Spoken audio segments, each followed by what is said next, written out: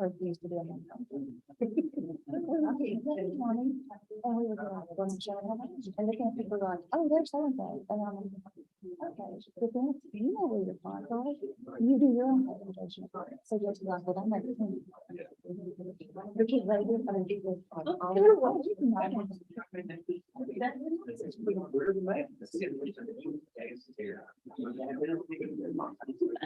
I mean, it's just kind of very odd. You know, it's just one thing. I know one of the honest. They do in the oh, the gender, I don't know. Maybe next month.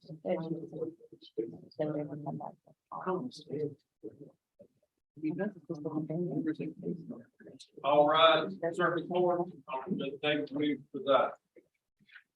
Right, hit from on the south, please. Thank you. Everybody have a seat.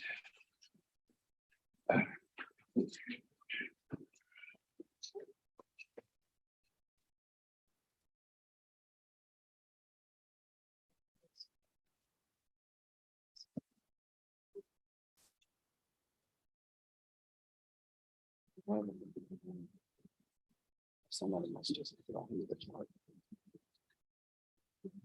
2 pages.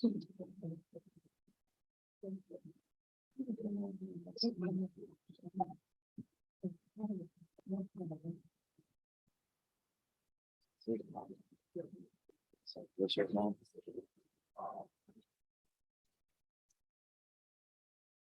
It's just a there.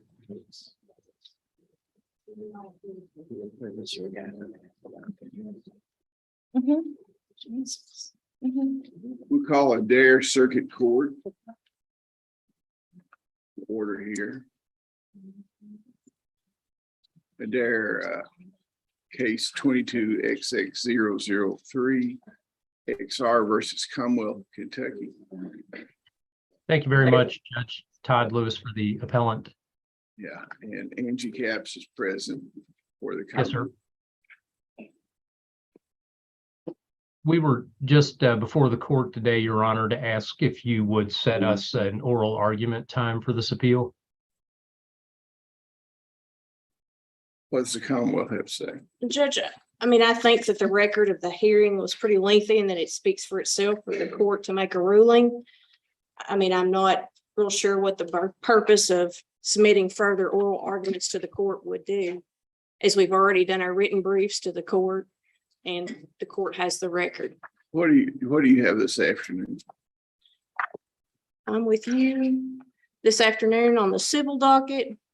And then We have 2 potentially lengthy hearings this afternoon. Would you be available this afternoon, Mr. Lewis? Judge, yeah, other than Ms. Capps and I are on this case at 1 through juvenile o'clock. court as a status conference. But yes, I can otherwise be. So you're going to be able to hear on that case also? We will have be. Hearings with Judge Anderson at 1 o'clock to review kind of the child's progress and what's going on since he's back at home. You're going to be in Adair County, or are you doing it by Zoom? I'm doing it by Zoom. Because I'm scheduled to be here with you at 1:15. What time is that hearing scheduled? 1. Well, And Judge- y'all just keep in contact with me as that progresses, and we might just have let you have a hearing this afternoon so we can get this thing submitted. Okay. Okay, sir. Thank you. Yeah. You remind me of that. I will. Okay. Thank you.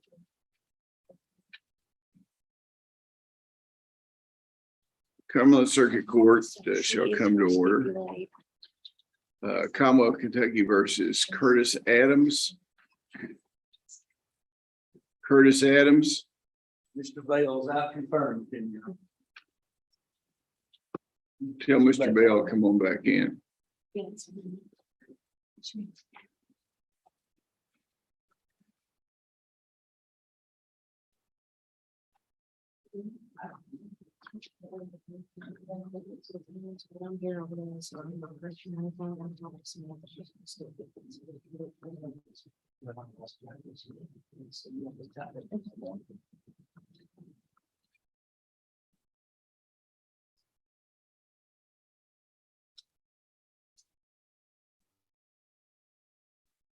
Commonwealth versus Curtis Adams.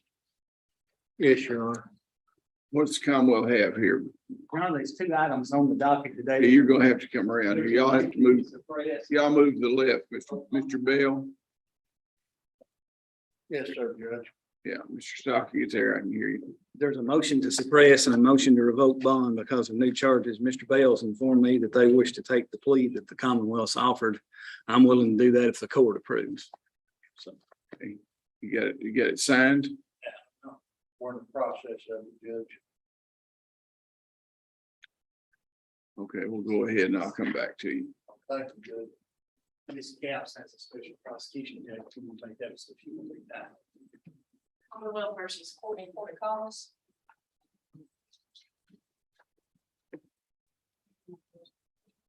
She's in detention. So they won't be available for a while. Ronnie Anderson. Got an arraignment too. Good morning, Ron. So. Commonwealth Kentucky versus Ronnie Anderson, 23 CR 0021 for a pretrial conference and 23 CR 0031 for arraignment. You are Ronnie Anderson? Yeah. You were born in 1960? Yeah. In the last four digits, social security number 8591. Yeah.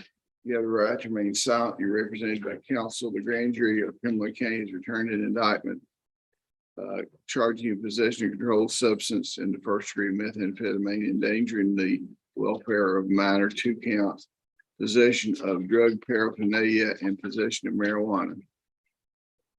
To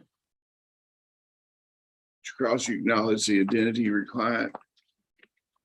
Receive the indictment, waive formal reading and arraignment. Enter a not guilty verdict and reserve all motions. Yes, Your Honor. Pre-trial. Sign a reciprocal discovery order that requires the Commonwealth to provide you certain discovery that was handed to your attorney. We will schedule, when is your negotiation day? June the 23rd at 1 p.m. June the 23rd at 1 p.m. for negotiation. And the next court date is June the 29th. Both of them are conditioned to your bond. Thank you, Your Honor. Okay, Bronny Bays.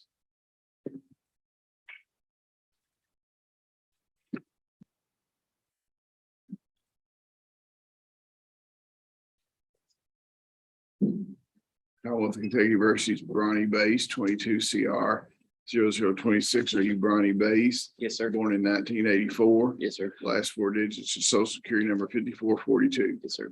What do you have, Mr. Stockton? Your Honor, we are close to getting ready on this case to have it resolved and get a trial date. If we would have one more negotiation day. Negotiation day, June the 23rd. Yes, Next court appearance. June the 29th. I'm sorry, I can't remember. Are we doing the settlement at 9 or 1? 1. Okay, just making sure. I don't want to write down the wrong time for Mr. Banks. 1 o'clock. Peyton Boer. Peyton Boer.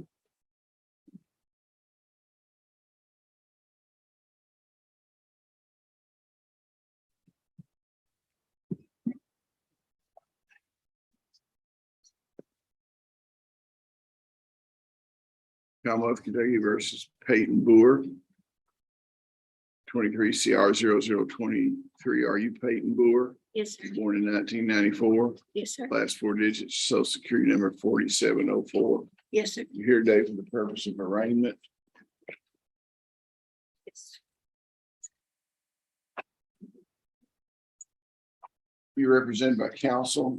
Appointed in district court. I'll continue the appointment. You have the right to remain silent. If you have any questions, step away from the podium. Ask your attorney.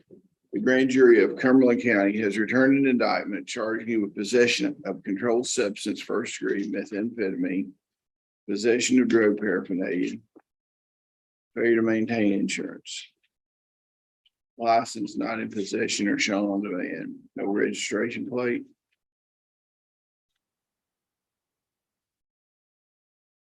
expired plates, vehicle, not equipment of a nuisance nature.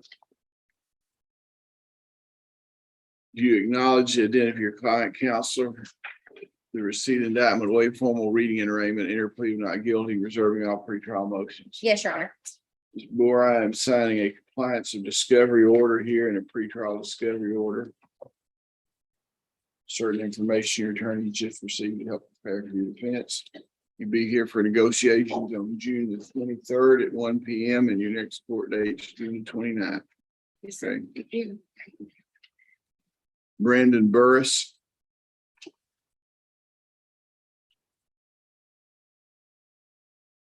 Commonwealth of Kentucky versus Brandon Burris. Are you Brandon Burris? Yes, Your Honor. Who is your attorney? Travis Locke. I don't know where he's at. And I tried to get a hold of him, see if he was here.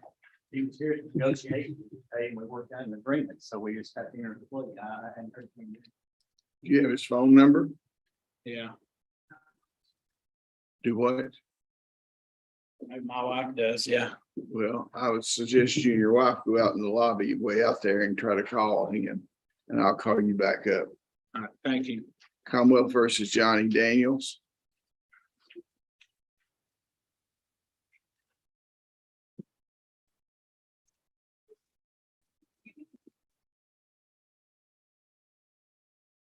Commonwealth versus Johnny Daniels, 23 CR 0014. Are you Johnny Daniels?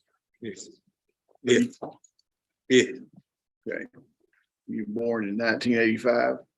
Yeah. Last four digits, social security numbers 6056. Yeah. Okay, we're here for a pretrial conference. Your Honor, we are still waiting on the test results in this case. That's correct. We have another pre-trial June 23rd. June 23rd at 1 p.m. The next court date's June the 29th. What kind of test you got? Meth test? Well, The lab. results, yeah, Yeah. it's at the lab. And It's allegedly meth. Okay, substance being tested. thank you. Brett Davis, We're gonna have to put him in CIC, Your Honor. okay, active warrant out already, so I want to issue another warrant. Joshua Duval,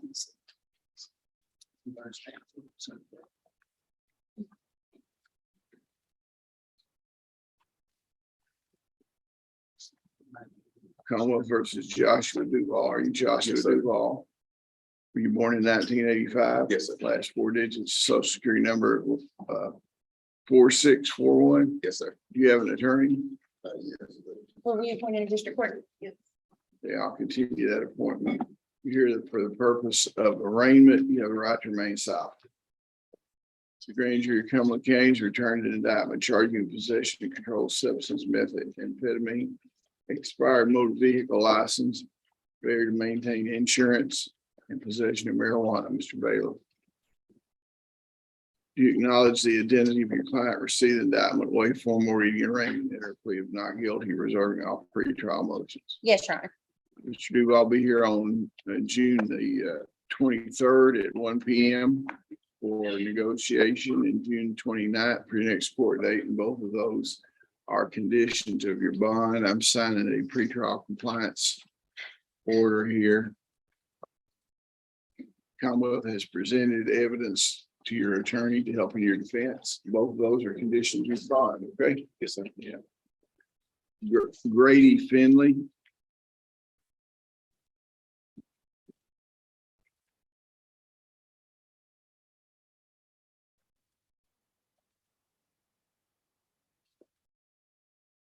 Commonwealth versus Grady Finley, 22 CR 0094. Are you Grady Finley? Yes, sir. Born in 1962. 1962, when were you born? Yes, Your Honor, 1962. Last four digits, social security number 0167.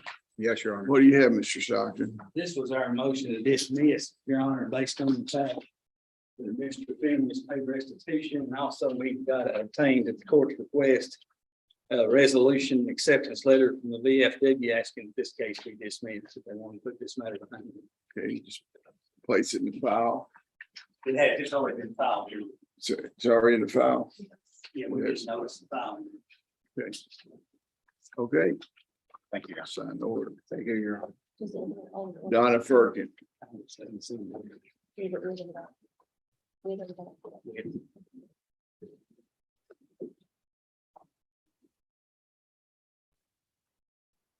I'm over for 23 CR 0015. Are you Donna Firkin? Yes.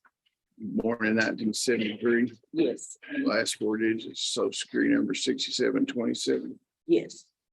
Here today for a pretrial conference. What do you have? Your Honor, we are also waiting on a result from the Kentucky laboratory on this case. That's correct. June the 23rd, 1 PM for negotiation, June the 29th for your next court appearance. Thank you, Your Honor. Do what? For what? She needs to go sign a bond downstairs. Commonwealth versus David Hammer. David Hammer. Active warrant out. NCIC. Dallas Hayes.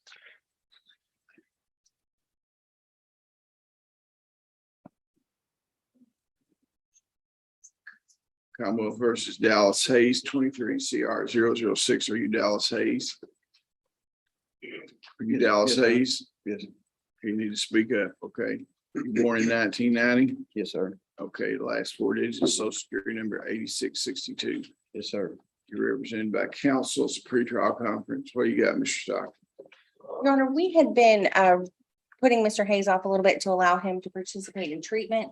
He's set to finish next month. Next month. So Mr. Stockton and I were gonna ask for a settlement date that in June. If you'll furnish a copy of his completion. Yeah. Yeah, we can resolve it next month. What are we doing on it? What is We the can set charge? it for the pretrial negotiation date. Is it the drug case? It is. What kind of record is he here? It looks better than I've ever seen. He's putting in a lot of work. I hope he does. I'm really- Okay, be here on June the 23rd at 1 PM and then June the 29th is your next court date. Both those are conditions of your bond. Jeremy Jones.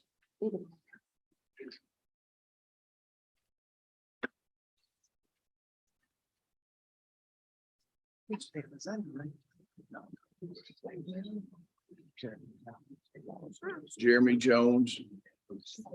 It appears that Jeremy Jones has an active warrant out for him, right? It's a other case, so we're putting it in. Landon Kirk. What versus Landon Kirk, 23 CR 0035 for sentencing.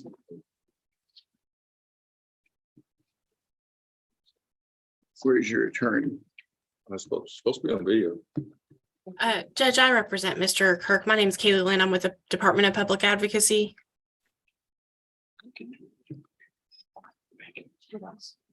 Why aren't you here? Judge, I'm out of the Somerset trial office. They just added this yesterday morning, and your office said I could appear via Zoom because I'm also in Pulaski Court today. Well, have you, Mr. Kirk, have you had plenty of time to talk to your lawyer? Yeah. Okay, and have you reviewed the pre-sentence investigation report? Yep. To my probation and parole. This is 23 CR 0035. You born in 1992? Yes, sir. Last four digits, social security number 0395. Yep.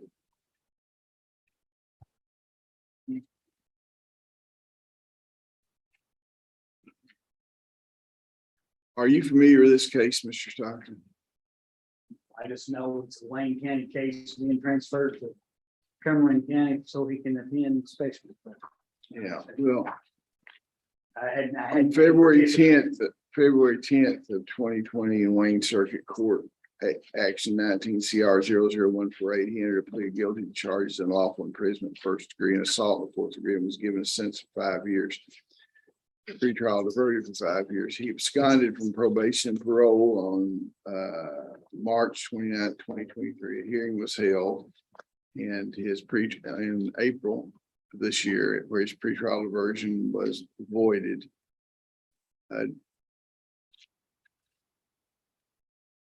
He, his assessment was accepted in drug court. And the case was transferred to Cumberland County on May the 1st under indictment 23 and given a new number. Is that correct? 23 CR 0035. Do you know anything about the case? I thought when I looked at the proper procedure, should have been sentenced in the Wayne Circuit Court and then the case transferred. Was, but it's messed up and we're just gonna kind of float along with it, you know what I'm saying? We have a new circuit judge over there, and this is a case she contacted me about. That kind of slid through the procedure here. He doesn't have any charges in Cumberland County. No, I don't know. Okay.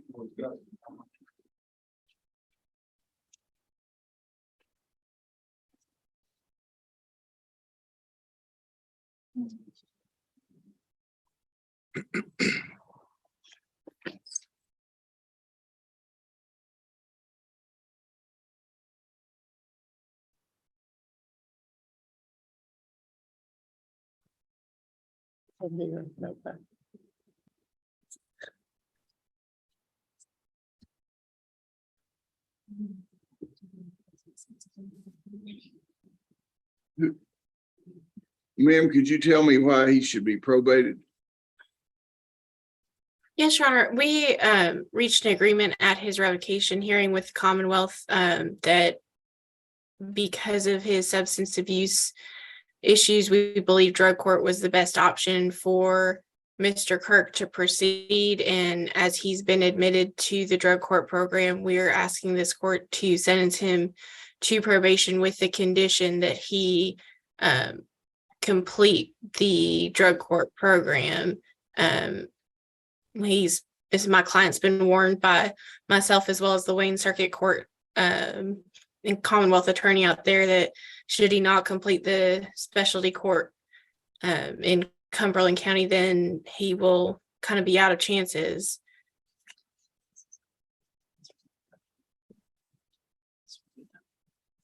He assaulted a police officer?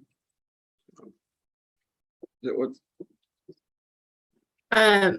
I'm not sure who the alleged victim was, Judge. I've only handled this in the revocation matters. I didn't handle the underlying case. So the recommended sentence is 5 years, probated for 5 years. Is that correct? Yes, Your Honor. It was a domestic thing.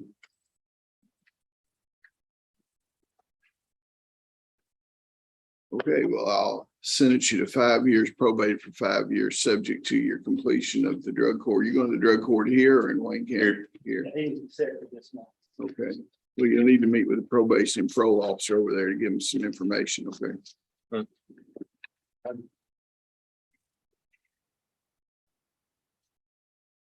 Brian Markham.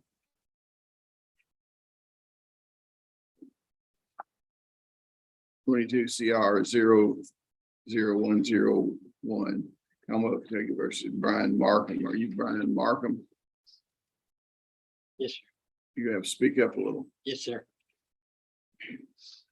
Born in 1982. Yes, sir. Last 4 digits, social security number 8609. We're here for a pretrial conference. For the record, Your Honor, I'm standing in for Mr. Wilkerson this That's what morning. it says. Your Honor, I intended on getting a trial date this morning. I've been informed of the witness I've been trying to contact from the last 3 weeks. It's now trying to get in touch with me. So I would ask for one more pretrial conference. If this case is not resolved, we'll get a trial date next Well, month. negotiation date too, or Yes, so I negotiation day, June the 23rd at 1 PM. And the next court date is June the 29th. And both of them are conditions of your bond. Thank you. Okay. Thank you. Kenneth Neal. Active warrant. Kenneth Neal been served. Mr. Stockton, you will put him in NCIC. Pamela Peacock. Pamela Peacock.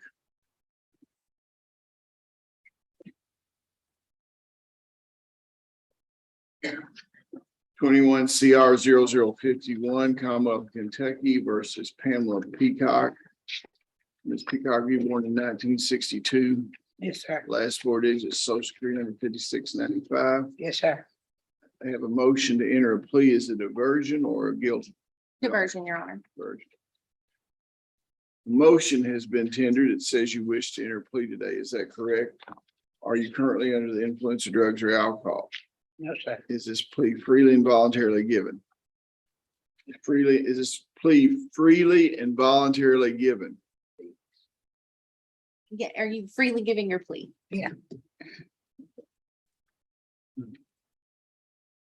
Are you the same person in indictment number 21 CR 0051? Yes, sir.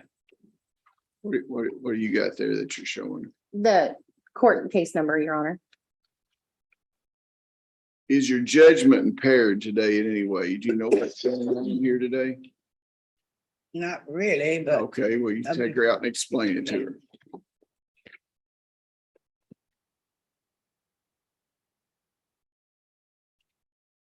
Commonwealth versus Charles Perkins.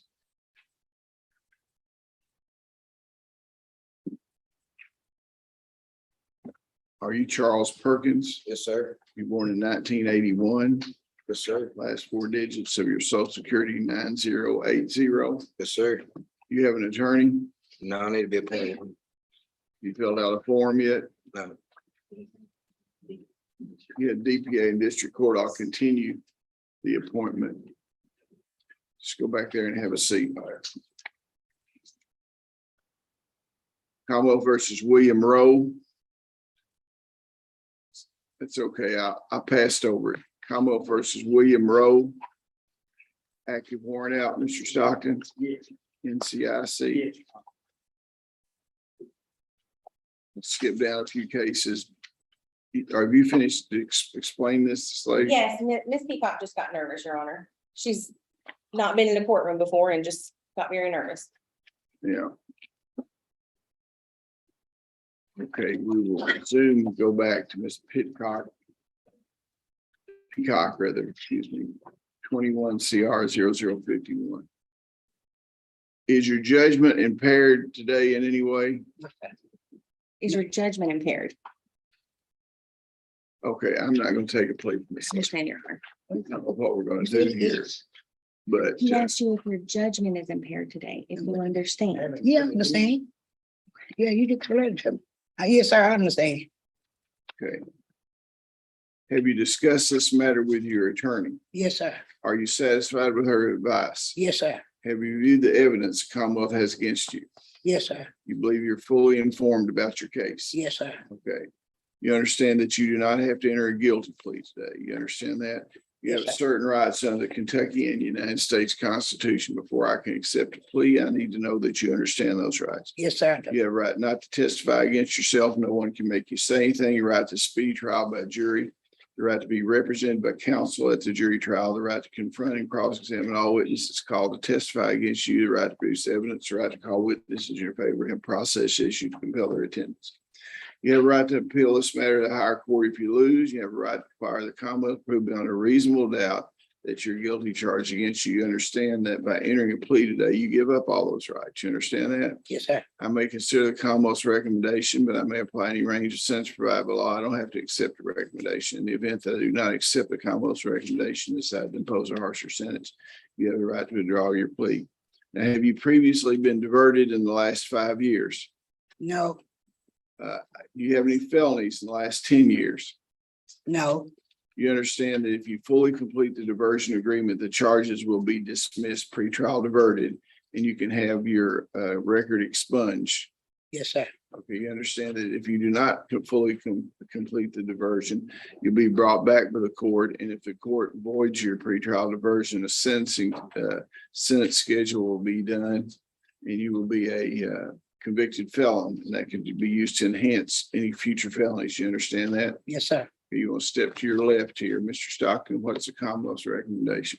Your Honor, upon a plea of trafficking in a controlled substance, first degree class D felony, she will be receive a sentence of 5 years, pretrial diverted for 5 years. She'll receive credit for time served, pay a $500 fine and costs, and all evidence in this case will be destroyed. Ma'am, is that your understanding of the Commonwealth's offer? Yes, sir. Are you pleading guilty because you did commit the acts charged in the amendment or the indictment? Charged in the indictment as amended? Yes, sir. Are you doing so of your own free will? Yes, sir. Okay, knowing your constitutional rights, is it still your desire to allow the court to fix your punishment? Yes, sir. Is that your signature on the document? Yes, sir. I'll accept the agreement and I will sign the diversion, or what's it cost and how much? That includes a $500 fine, right? $655. You need some time to pay that? Yes, sir. Okay, you can pay that at $40 a month, first payment starting 30 days from today. Yes, You sir. need to go over and meet with the probation and parole officer. And I write now.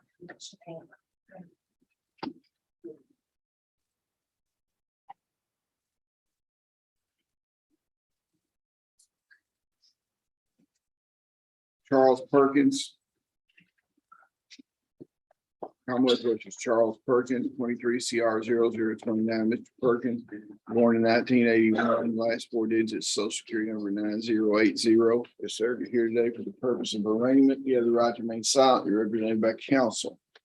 The grand jury of Cumberland County has returned an indictment charging possession of controlled substance in the first degree methamphetamine. Failure to notify address change to Department of Transportation, no registration plates. Expired plates and failure to use the seatbelt. Counselor, you acknowledge the identity of your client, received the indictment, away from the reading, arraignment, and plea not guilty, reserving all pre-trial motions. Yes, Your Honor. I'm signing a reciprocal discovery order, sir, and the Commonwealth has complied with it, giving your attorney information concerning your case. You'll be here on June the 23rd at 1 p.m. for negotiations and June 29th for your next court date. Thank you, Your Honor. Okay. Tanya Scott.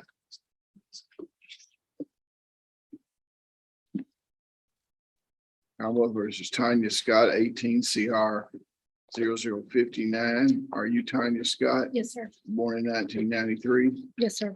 Last four digits, social security number 1604 to enter a plea. Is that correct? Yes, sir. Yes, Your Honor. Is there going to be a diversion or a felony plea? Felony plea, Your Honor. Okay. A motion's been tendered that says you wish to enter a plea. Is that correct? Yes, sir. Are you currently under the influence of drugs or alcohol? No, sir. Is this plea freely and voluntarily given? Yes, sir. Are you the same person named in indictment number 18 CR 0059? Yes, sir. Is your judgment impaired today in any way? No, sir. Have you discussed these charges with your attorney? Yes, sir. Are you satisfied with her advice? Yes, sir. Have you had time to review all the evidence the Commonwealth has against you? Believe Yes, sir. you're fully informed about your case. You understand that you do not have to enter a guilty plea today. You have certain rights under the Kentucky United States Constitution. Where I can accept the plea, I need to be assured that you understand those rights. You have a right not to testify against yourself. No one can make you say anything. Your right to speed trial, but your right to be represented by counsel at your jury trial. The right to confront and cross-examine all witnesses called to testify against you. The right to produce evidence. The right to call witnesses in your favor. And have process issued to compel their attendance. You have a right to appeal this matter to the higher court. You have a right to provide a Commonwealth prove beyond a reasonable doubt that you're guilty of charge against you. Understand that by entering a guilty plea today, you give up those rights. You understand that? Yes, sir. I may consider the Commonwealth's recommendation, but I may apply any range of sentence allowed by law. I don't have to accept the recommendation. Prior to accepting your recommendation, I will await the pre-sentence investigation report on your probation and parole. In the event that I do not accept the Commonwealth's recommendation, decide to impose a harsher penalty, you have a right to withdraw your plea and proceed to trial with a step to your left. Listen very carefully to what Mr. Stockton has to say. Mr. Stockton. Your Honor, Ms. Scott will plead guilty of burglary, third degree, receive a sentence of 3 years, probated for 5 years, supervised. She'll receive credit for time served. She'll maintain gainful employment. I believe she's a resident of Tennessee. Is that correct? Yeah. Probation will be transferred down there. This is an older case, Your Honor. The co-defendant pled guilty, paid restitution. Ms. Scott's been incarcerated in Tennessee for some time, so that's the reason for the probation. Is that what you agreed to, Ms. Scott? Yes, sir. You understand by entering this plea here today, that any future convictions here would be enhanced as far as your range of penalty out of persistent felony offender law. You understand that? Yes, sir. Is that your signature on the motion and offer? Yes, sir. I'll accept the agreement order pre-sentence investigation report, and you'll return here on June the 29th for sentencing. You meet with probation parole officer over there, okay? Thanks, Carolyn. Wanda Scott.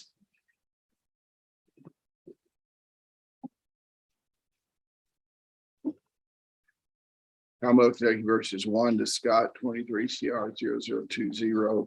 Are you Wanda Scott? Yes. Born in 1948? Yeah. Last four digits, social security number 6879. Yes. You're here to enter a plea today. Is this a felony plea or a Misdemeanor, Your Honor. misdemeanor plea? Okay. Okay, a motion's been tendered since you wish to enter the guilty plea. Is that correct? Yes, sir. Are you currently under the influence of drugs or alcohol? No. Is this freely and voluntarily given? Are you the same person named in indictment number 23 CR 0020? He's not. Yeah. Is your judgment impaired today in any way? No. Okay, have you discussed this matter with your attorney? And are you satisfied with her advice? Yes. Have you viewed the evidence Commonwealth has against you and you believe you're fully informed about your case? You understand that you do not have to enter a guilty plea today. You have certain rights in the Kentucky and United States Constitution. Before I can accept a plea, I need to know that you understand those rights. You're right, not testify against yourself. No one can make you say anything. Your right to speak trial by jury, right to be represented by counsel to jury trial, the right to confront and cross-examine all witnesses, call testify against you, the right to produce evidence, the right to call witnesses in your favor and have process issued to compel their attendance. You have a right to appeal this matter at higher court if you lose, and right to require the Commonwealth prove beyond a reasonable doubt that you're guilty of the charge against you. Understand that by entering a plea today, you give up those rights. You understand that? You have to speak up. Yes. Okay, I may consider Commonwealth's recommendation, but I may apply any range of sentence applied by law. Now, this is a misdemeanor, so I won't have to have a pre-trial, any pre-sentence investigation report. You listen very carefully to what the Commonwealth has to say and see if this is what you agree to. Your Honor, Ms. Scott will plead guilty to possession of a controlled substance not in the original container, receive a 90-day sentence probated for 1 year unsupervised. She would also plead guilty to DUI first offense, pay a $200 fine and cost, receive credit for time served, and all evidence in this case be destroyed. Is that what you are pleading guilty to, ma'am? Yes. Are you pleading guilty because you did commit the acts and the indictment as amended? Yes. Okay.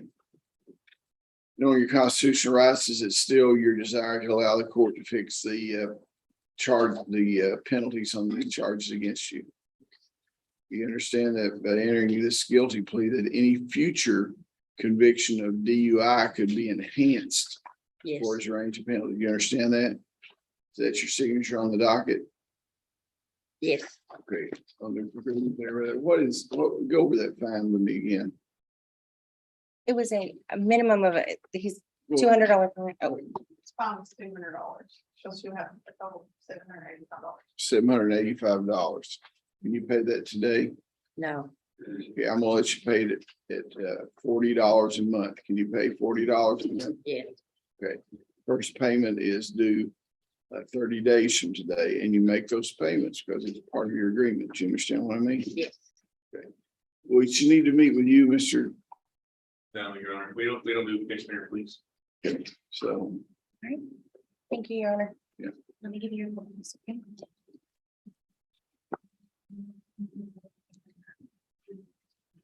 Christopher Slavey.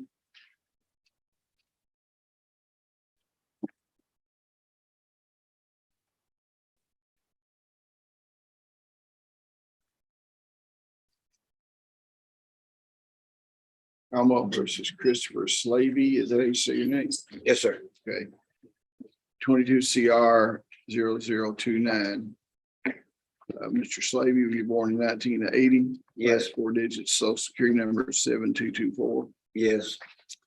Okay, you're here today on a motion that was tendered that says you wish to enter a guilty plea. Is that correct? Yes.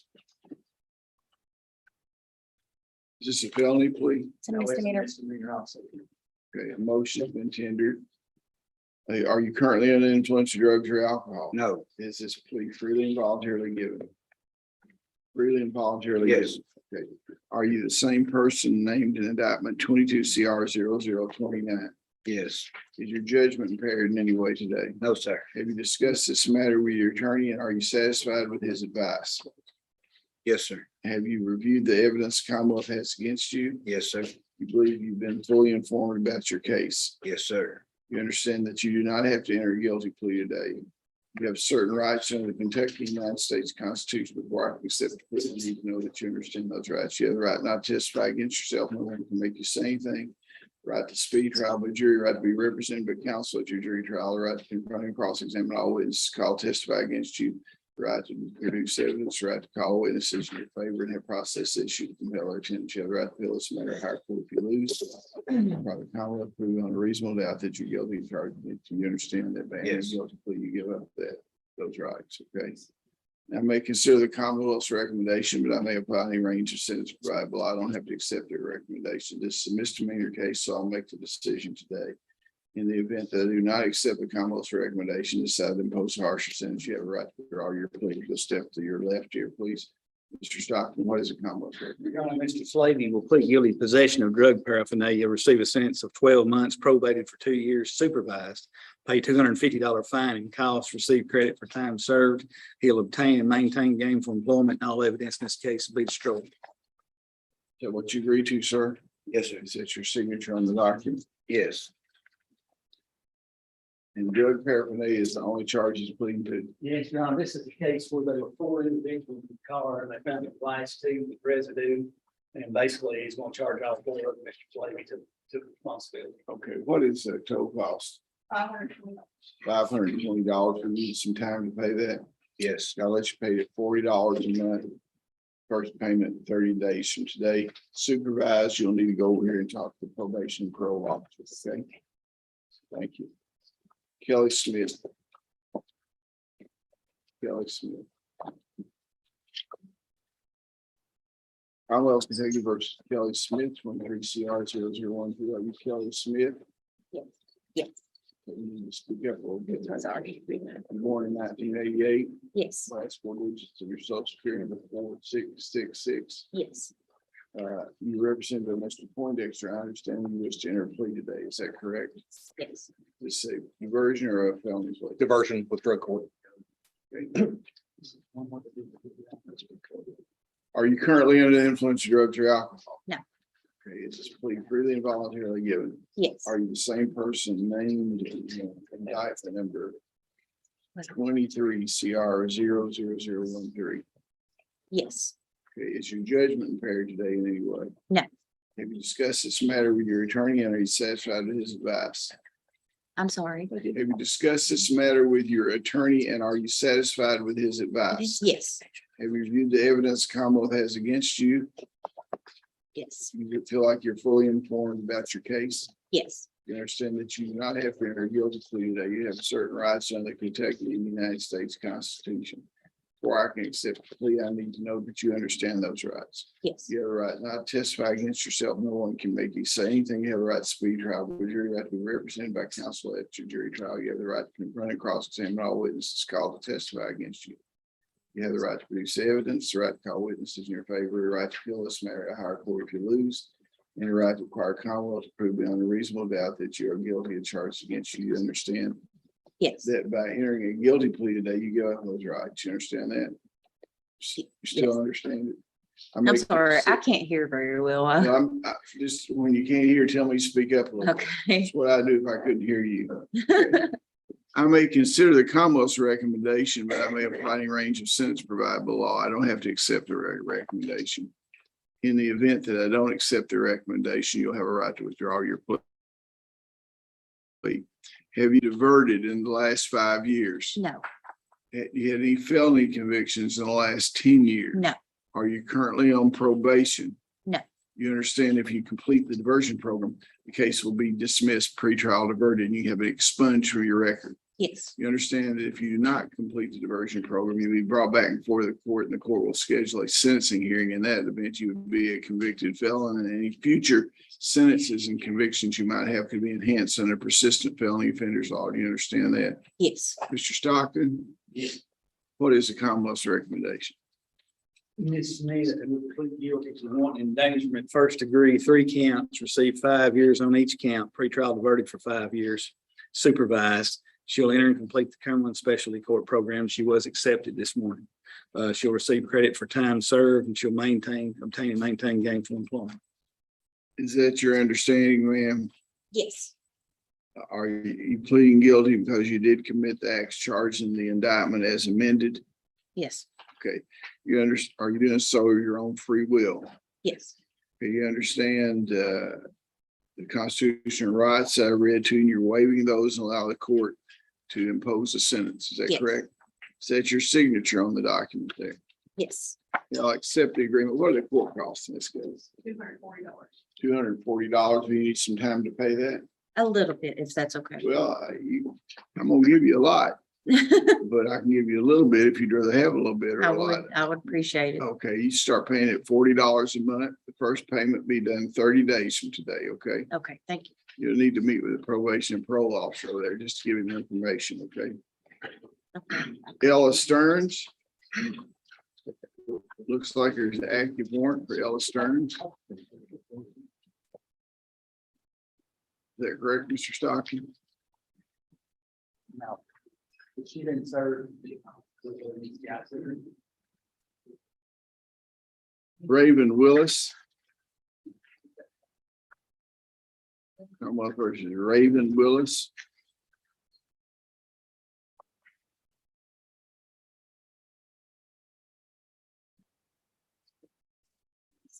Are you Raven Willis? Yes, sir. You born in 1991, Yes, sir. last 4 digits, social security number 8224. Yes, sir. This is 21 CR 00061. Motion for pretrial diversion and revocation. What's the Commonwealth have to say? Your Honor, You want to move to the left, please? Ms. Willis has a sentence of 3 years on a possession of controlled substance, first degree. She has had at least 2-3 positives for meth. And I've spoken with Miss Costello. I'm willing to put her in drug court or ask that she be revoked if that's all right with the court, or we can have a hearing. You want to come over here? Your Honor, I've spoken to Miss Willis and she would very much like to enter the drug court program, Your Honor, and try to get this under control. Could you pass it? If I order a test now, could you pass it? Yes, sir. Okay, well, or give her a test. We'll come back.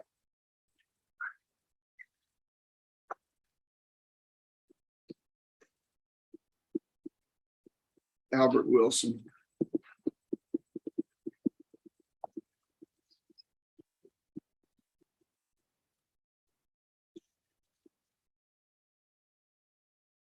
Miss Willis needs to go take a test.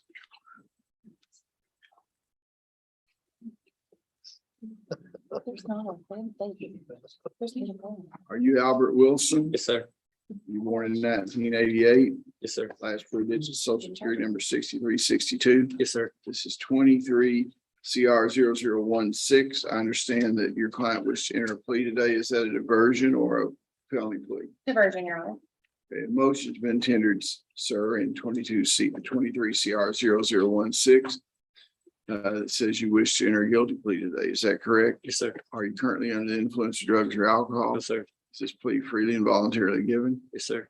Say, are you the same person named in 23 CR 0016? Yes, sir. Is your judgment impaired today in any way? No, sir. Can you discuss this matter with your attorney? You feel like you're fully informed about your case? Yes, sir. You understand that you do not have to enter a guilty plea today. You have certain rights under Kentucky United States Constitution. Before I can accept the plea, I need to know that you understand those rights. Yes, sir. You have a right not to testify against yourself. No one can make you say anything. You have a right to speed trial, but you have the right to represent but counsel at your jury trial, the right to confront and cross-examine all witnesses called to testify against you, right to produce evidence, the right to call witnesses in your favor, right to appeal this matter to higher court if you lose, and right to deprive the Commonwealth proved on a reasonable doubt that you're guilty of charges against you. Understand, by entering a guilty plea today, you give up those rights. Yes, sir. And I may consider the Commonwealth's recommendation, but I don't have to accept the recommendation. In the event that I do not accept the recommendation, decide to impose a harsher sentence, you have the right to withdraw your plea. Have you previously been diverted in the last 5 years? No, sir. Have you had any felony convictions in the last 10 years? No, sir. Are you currently on probation? No, sir. You understand that if you fully complete the diversion agreement, the charges will be dismissed. You understand that if you do not complete the diversion, you will be brought back to the court. The court will schedule a sentencing hearing. You understand that? Yes, sir. Now, you also understand that if that happens to you and you get revoked and sentenced, that you'll be a convicted felon. Yes, sir. And that can be used against you in the future in other convictions. You understand that? Yes, sir. Stand to your left, Mr. Stockton. What is the Commonwealth's recommendation? Your Honor, Mr. Wilson will plead guilty to possession of controlled substance, first degree. He'll receive a sentence of 3 years. He'll serve 30 days home incarceration, the balance pretrial diverted for 5 years, supervised. He'll be referred to the SSC, follow all recommendations, be granted work release while he's on home incarceration, and he'll maintain gainful employment. All evidence in this case will be destroyed. Is that what you agreed to? Yes, sir. Are you pleading guilty because you are guilty? The act charged in the indictment is amended. Yes, sir. Are you doing so of your own free will? Yes, sir. Knowing your rights, is it still your desire to enter the plea and allow the court to set your punishment? Yes, sir. Is that your signature on the document? Yes, sir. I'll accept the agreement. You need to go with me with the probation parole officer giving information. How much promotion? $80. We need some time to pay that. Yes, sir. Pay the first payment in 30 days, $40 and $40 a month. The last payment ought to be 50. Okay. Thank you.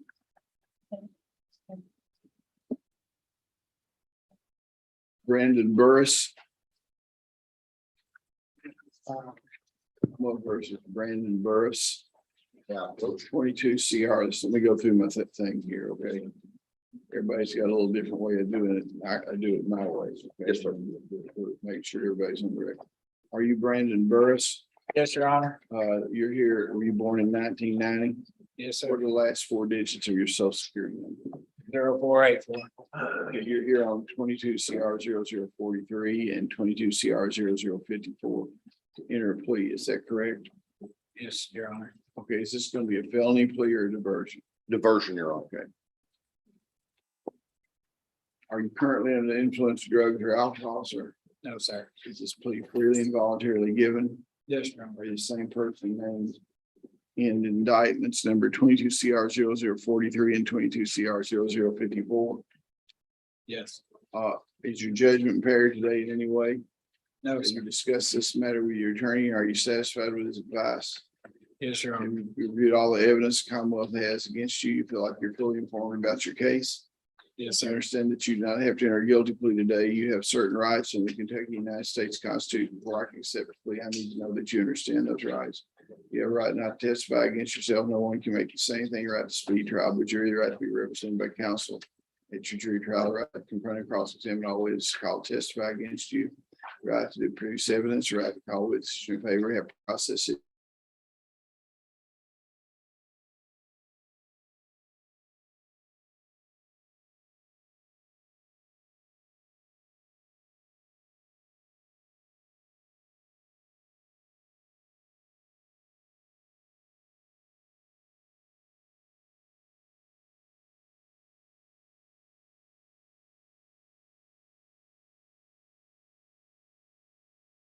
No, Your Are you Honor. currently on probation?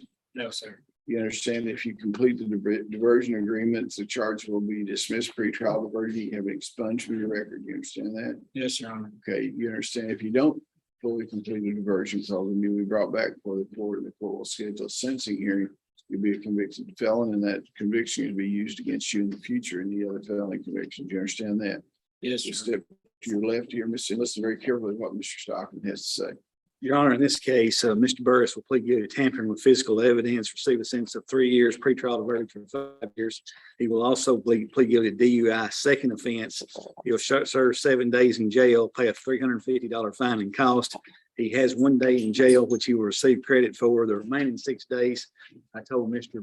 Locke that we'd work with him. He'd work so that we could work around his work schedule to get the 6 days in. The SSC, he will be referred to them and he'll have to follow all recommendations. He'll maintain gainful employment and all evidence in this case will be destroyed.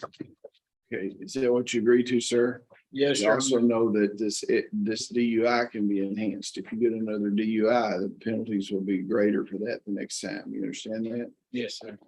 Okay, understanding that, is it still your desire to enter a plea? Yes, Okay, because you did commit the act charge, is that why you're entering the plea? yes, sir. And knowing your constitutional rights, is it still your desire to allow the court to fix punishment? Yes. Yes, Yeah. sir. Is that your signature on the document there? What are the total, Yes. total court costs? $995. You need some time to pay that? Yes, please. Okay, and how much can you pay a month? Can you pay $75 a month? Sure, yeah. Yeah, okay, your first payment is due 30 days from today. Now, let's talk about this time, Mr. Stockton. Well, Where do you work? Probably explain it better than Mr. Burris works. He might want to just go ahead and knock the whole 6 days out at one time, but I didn't want him to lose his job over there. Because he got Where is the he? kids. I did have it worked out with time employment, so. Do what? I got it worked out with my job where I can do the 6 days straight. Is that what you'd rather do? Yes, sir. Yeah, you'd rather not do it at all, but if you don't say you'd rather not do it at all, I'll probably have a sanity hearing for you. Are you- Yeah, I'd rather not do it all, but Are you, since that's not an option under the law, you'd rather go ahead and enter today? yeah, Okay, well, you're in custody then, and you got 1 day in, and I guess they'll just tell me when to sign the order for you, and I'll let you out then, okay? Okay, thank you very much. Yeah, we need the DUI form. If you got the DUI form, it's up the clerk needs that over there. Yes, Your Honor. And I think the pretrial officer was waiting to talk to him. I don't know if he needs to do that still or not, Your Honor, but he was just, Speak to him now. He's going to diversion. okay. He did. I'm sorry, don't do that. He did sign the oath. Right, I need that. You need to sign both. Sign this. You need to sign. Okay, is there anybody else on the criminal docket that's present? Curtis Adams, Your Honor. Oh, Curtis Adams, yeah. Did we call Raven Willis? He did your sheet downstairs. Get her, okay. Commonwealth versus Curtis Adams. We got a plea, Your Honor, a diversion plea. Okay. Commonwealth versus Curtis Adams, 22 CR 00107, New York, Curtis Adams. Yes, sir. Why don't you let him change sides with you there so he gets the center there? Mr. Adams, you born in 1989. Yes, Your Honor. Last 4 digits, social security number 6257. Yes, I Your Honor. understand that you have a plea agreement. Mr. Bell, is it a diversion or family plea? Diversion, Your Honor. Motion been tendered, says you wish to enter diversion plea. Are you currently under the influence of drugs or alcohol? No, Your Honor. Is this plea freely and voluntarily given? Yes, yes, it is, Okay, Your are Honor. you the same person named in indictment number 22 CR 00107?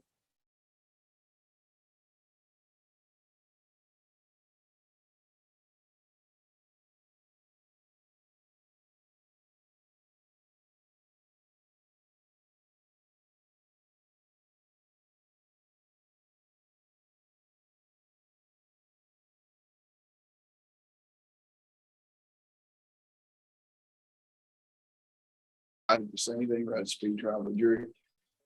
We represented by counsel at your jury.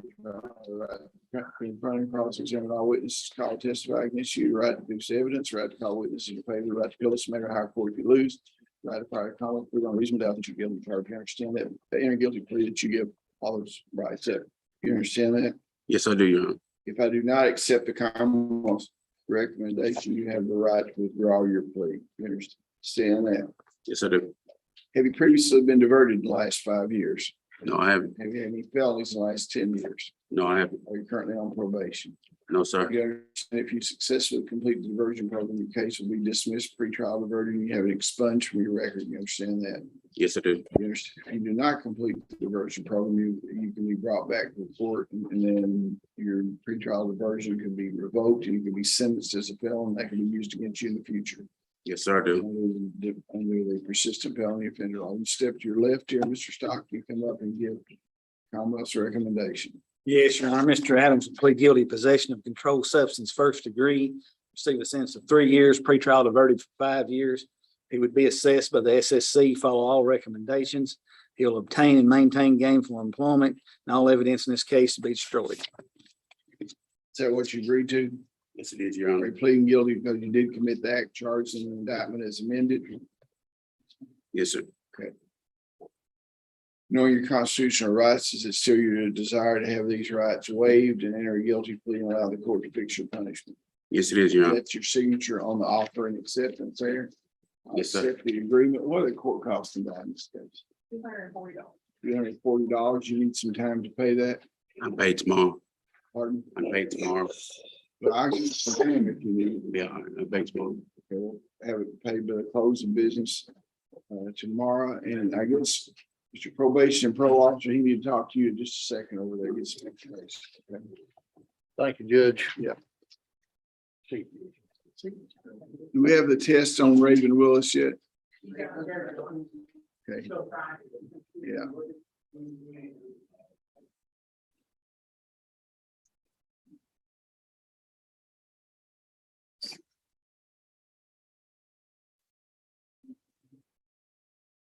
10 o'clock, we'll go to Berrien County. Berrien County, are you on the line? Yes, Your Honor. Okay, sorry, we're 2 minutes late here, so. Oh, you're fine. Okay, Commonwealth versus William Miller.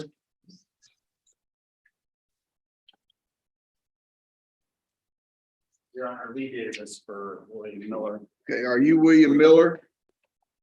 Yes, sir. Were you born in 1980? Yes, sir. Last 4 digits, your social security number 2359. Yes, sir. We're here today in 22 CR 00104. You're represented by counsel. I understand that your client wants to enter a plea today. Is that correct? Yes, sir. Is it a felony plea or a pretrial? It's a felony plea, Your Honor. Okay. Has, Mr. Miller, a motion's been made to say that you wish to enter a plea today. Are you currently under the influence of drugs or alcohol? No, sir. Is this plea freely and voluntarily given? Yes, sir. Are you the same person named in indictment 22 CR 00104? Yes, sir. Is your judgment impaired today in any way, sir? No, sir. Are you satisfied with the advice of your attorney and you've had plenty of time to discuss this matter with him? Yes, sir. Have you reviewed the evidence Commonwealth has against you and you feel like you're fully informed? Yes. You understand that you do not have to enter a guilty plea today. You have certain rights under the Kentucky and United States Constitution. Before I can accept a plea, I need to know that you understand those rights. Yes, sir. I'm going to read down through them and then I'm going to ask you if you understand them. Okay. You have a right not to testify against yourself. No one can make you say anything. You have a right to speedy trial by jury, right to be represented by counsel at your jury trial, the right to confront and cross-examine all witnesses called to testify against you, the right to produce evidence, the right to call witnesses in your favor. You have process issue to compel their attendance. You have the right to appeal this matter to higher court if you lose, the right to file the Commonwealth prove beyond a reasonable doubt that you're guilty charged against you. Understand that by entering a guilty plea today, you give up all those charges. You understand that, sir? Yes, sir. I may consider the Commonwealth's recommendation. I may apply any range of sentence provided by law prior to determining whether I will accept the recommendation. I will order a pre-sentence investigation report to be done by probation and parole. In the event that I do not accept the Commonwealth's recommendation and decide to impose a harsher sentence, you'll have the right to withdraw your plea of guilty and proceed to trial. What is the Commonwealth's recommendation, Mr. Stockton? Now, yes, Your Honor, Mr. Miller would plead guilty to traffic controlled substance first degree, 5 years, probated for 5 years. He'd receive credit for time served and be released upon the entry of the plea. He would also plead guilty to DUI first offense, $200 fine and pay fines at the discretion of the court. All evidence in this case would be destroyed. You understand, sir, that in addition to the felony plea on as far as the persistent felony offender law, the DUI can be enhanced if you have another DUI for a harsher penalty. Do you understand that also? Yes, sir. Okay, what is the total fine cost? So just another thing. Pardon? This is smaller thing. It's smaller thing. It's in Monroe case, Your Honor. Well, give me an approximation. What would it be if it was here? Was there any, Why don't you call over there real quick and find out what the court costs are? You need some time to pay the cost. Yes, I will. Okay. I'll let you pay it at $40 a month. The first payment starting 30 days after you're released. Was he to be released today? Did you say? Yes, sir, yes. Yeah, that was our agreement, Your Honor, if it's all right with the court. Yeah. This is the case where his bond was revoked because he went out of state, but he really hadn't been in any trouble. Okay. Are you pleading guilty because you did commit the acts as was charged, sir? Yes, sir. Are you doing so of your own free will? Yes, Okay, you understand that entering a guilty plea, as I said before, any future convictions could be enhanced under the persistent felony offender law and the DUI law. You understand both those, correct? You Yes, have sir. a document where you signed. I do, Your Honor. Did you just hand it to bailiff? Yes, sir.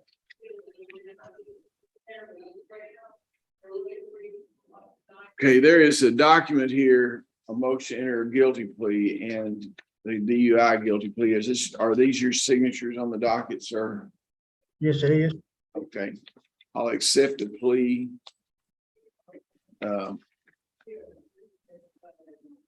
He'll need to be interviewed by probation and parole before he can be released. What do you do about it? Somebody over there going to come see him, or how will that be? After court, Your Honor, I'll have an officer closer to him, come and do the PSI investigation with him. Okay, we're going to probation and parole. We'll have somebody to call on you at the jail there to get information and get you ready. And then as soon as that's finished and you get under their supervision, I'll sign a release order. Okay. All right. And Thank I will, and they'll have the total amount. It'll be somewhere north of $700. When you think about that, yeah, it'll be somewhere north of around $700. You pay it $40 a month, first payment due 40 days from today. So they'll meet you over there and get you signing the documents. Okay. Thank you very much. right, Your thank Honor, is he being sentenced today then? For sure. No, it wasn't reduced to a misdemeanor, was it? No. He's Okay, taking. well, I have to do a pre-sentence investigation report. Was the agreement to release him today or when he was sentenced? Your Honor, I agreed today because he wasn't put on the docket in Monroe County the other day through inadvertence. And if it's all, off. Yeah. that was the reason. Well, you want it, when is the next Monroe County Day? June 15th. 15th. 15. Okay, you'll be there June 15th for sentencing, and I'll go ahead and let you out on the ROR bond. You can sign a bond to get out today if that's what the Commonwealth agreed to. Now, let me tell you something, buddy. Don't be out doing anything, you know. Oh, I won't. Do you have a job lined up? No, I draw disability. I'm disabled, Where but you gonna I'm be? going home to my kid. Where are you gonna be living at? Right now I'm staying with my sister in Lafayette. My house is burnt and I've been trying to get it back together. Yeah, so you don't know where you're gonna be living, did you say? I'll be staying in Lafayette with my sister. Lafayette, did you say? Yes, Well, I don't want, unless you have particular business, I don't want you back up in the Commonwealth of Kentucky till after you get sentenced. You understand? If you got business up Yes, here and pretrial, can you get him? that'd be fine. That's, Yeah, but is there a number? They have pretrial in Monroe, don't they? Yeah, do you know their number over there? Well, I'd like for him to be in contact with pretrial over there. Could you try to find that number out? I can provide his family's number to the pretrial. I'll call them. Okay, so you're gonna be calling into pretrial before you get out today. okay, Okay, and make arrangements, give them the address that you're gonna be living. And you come back up here if you're making arrangements and stuff, but other than that, I don't, as they say in Monroe County, I don't want you out garming around. You know what I mean? yes, sir. Okay. We'll see you there on, was that the 15th? Yes, sir. June 15th. 15th of June for Yes, sir. Thank you, Your Honor. Yeah, now he. Okay, that's it. Thank you, Your Honor. Yeah. Thank you.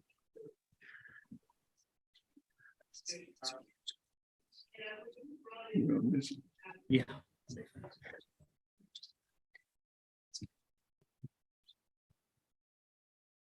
Thank you, Your Honor. Thank you very much for your cooperation. Yeah.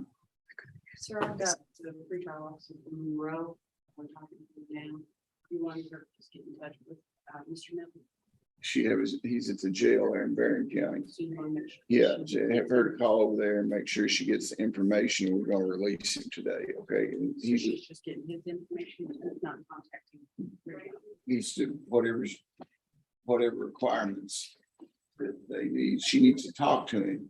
He needs to talk to him and he needs to give her an address. The conditions were to not come back into Kentucky until his sentencing. He is from Lafayette, Tennessee. Lafayette, Tennessee, so he'll be out of state. ROR and not in. Yeah, not in Kentucky, except to do business about his burnt house or something. He needs to call in to y'all to tell him when he's coming back in for what purpose, okay? Okay, Thank you, sir. yeah.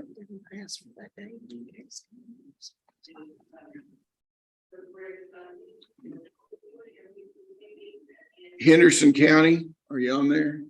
Yes, sir. Okay, thank you very much.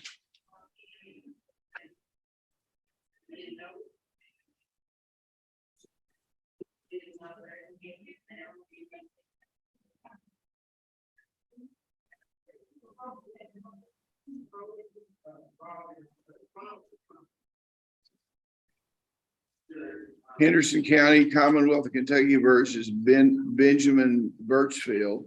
And then Kenton County, you're up next. Commonwealth of Kentucky, Henderson County, would you turn your camera on? Henderson County, Yes, sir. will you turn your camera on? I don't know how to do it. Me either, I'm not there. Is there somebody there at the jail that can turn it on for you? They're all gone. I'm just in the room by myself here. Okay.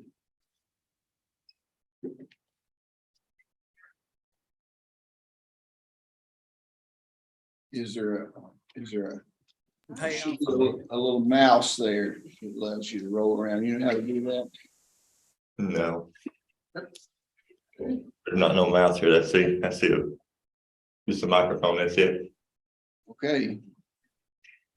Okay, are you Benjamin Birchfield? Yes, sir. I am. You born in 1992? Yes, sir. Last four digits of social security number 1507. Yes, sir. Here at 22 CR 0041, a motion for shock probation. Your attorney is on camera. Can you see her? Yes, ma'am. Yes, sir. Sorry. Go ahead. Ms. Costello, what do you have? Your Honor, I filed this motion on behalf of my client, Mr. Birchfield. He was revoked by this court on March 16th. He has since served an additional 70 days. He is not eligible for parole until December of 23, Your Honor. We would ask this court to consider probating him at this time. Mr. Birchfield very much wants to get home to his family to help provide for them. I have spoken to his wife and she did indicate Mr. Birchfield still owes some fines and that she can pay those. What was the charge? I don't have.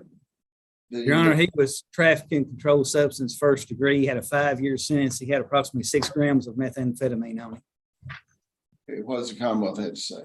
Well, the Commonwealth supposed, because this is the gentleman that never would report to probation and parole, he stayed absconded for 195 days before he was caught. So the Commonwealth doesn't want to have to chase after him again.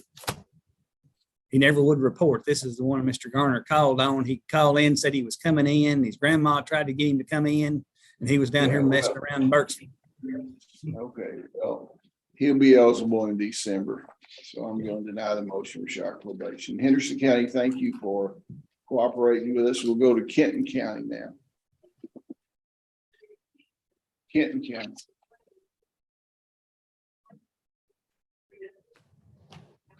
Kenton County, are you on the line?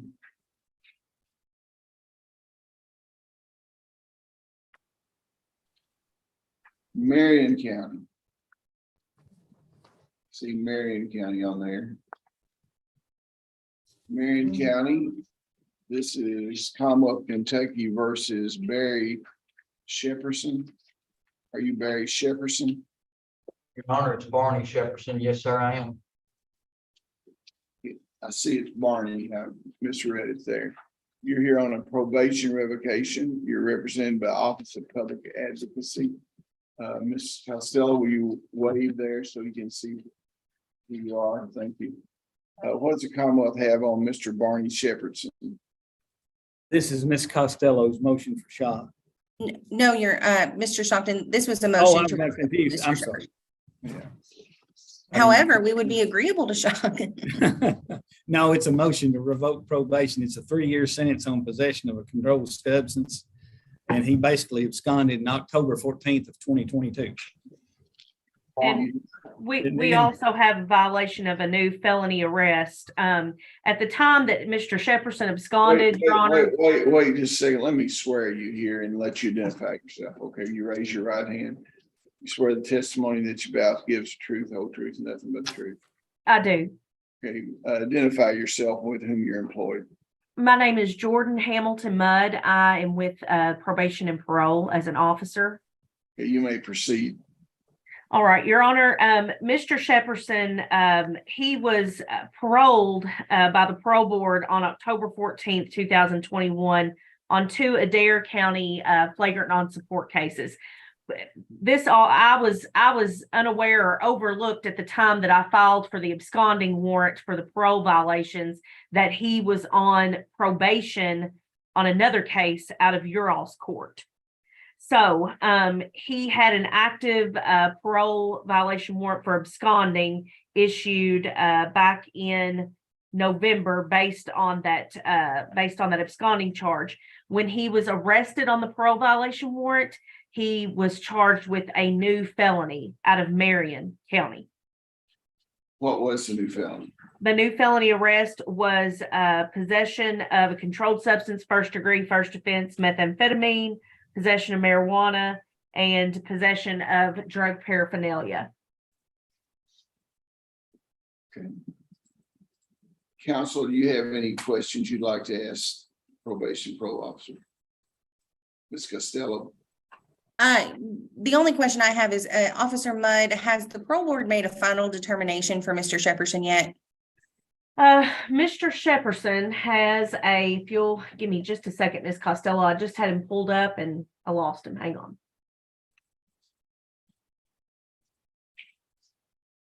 Okay, so the final parole revocation hearing, he elected to have a final hearing with an administrative law judge. That ALJ found probable cause. It has now been referred to the parole board, and the hearing date is scheduled for June the 8th, it states.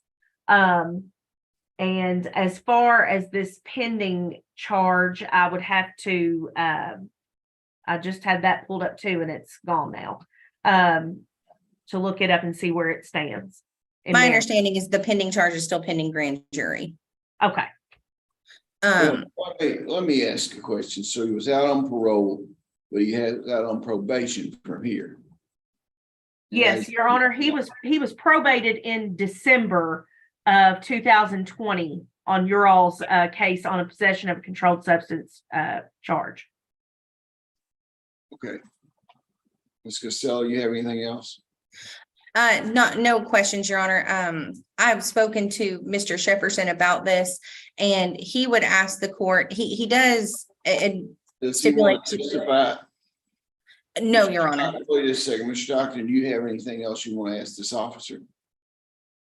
Oh, Your Honor. Okay, now if you want to call your client. No, Your Honor, because he has these pending actions. I just asked you if you wanted to call him. I didn't say you had. Yeah. No. Yeah, so that's the reason, Your Honor. Okay, Mr. Stockton.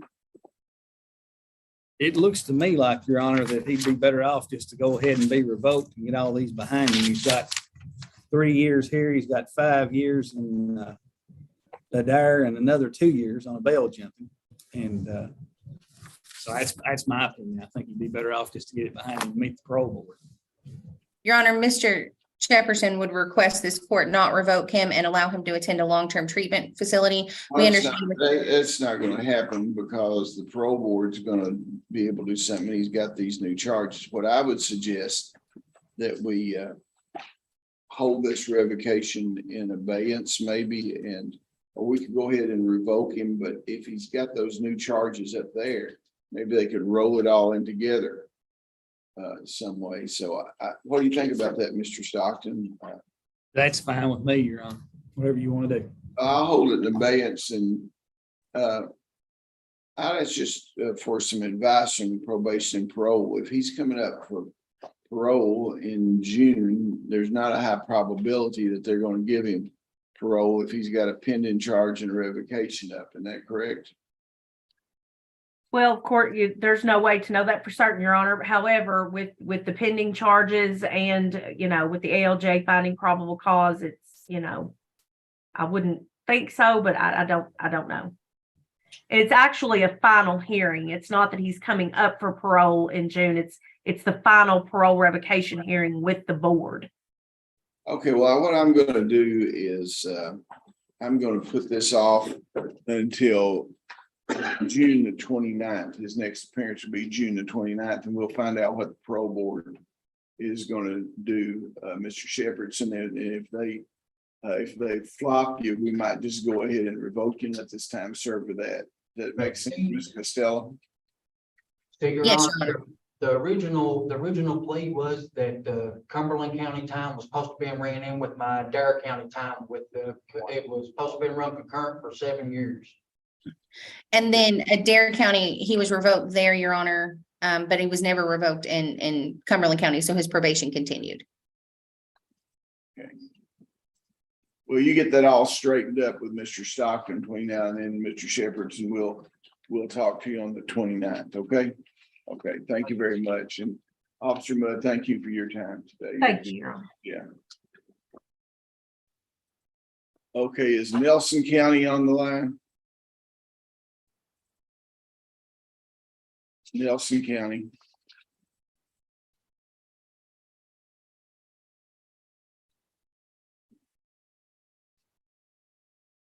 Somebody try to get a hold of Kenton County and Nelson County. Got the email from Nelson. I'll fix it, send it to Megan. Okay, Megan, if you want to get a hold of Nelson County and Kenton County, I'd appreciate it. Diversion completion. Next thing on the docket. Michaela Branham. Tender an order dismissing, Your Honor. Okay, we'll enter the order. Make sure I sign it.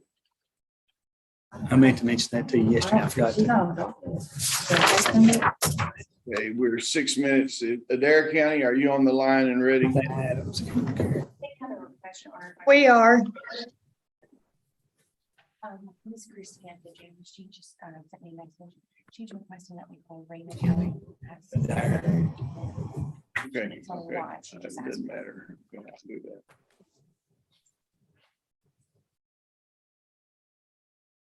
Okay, Commonwealth versus Timothy Alexander.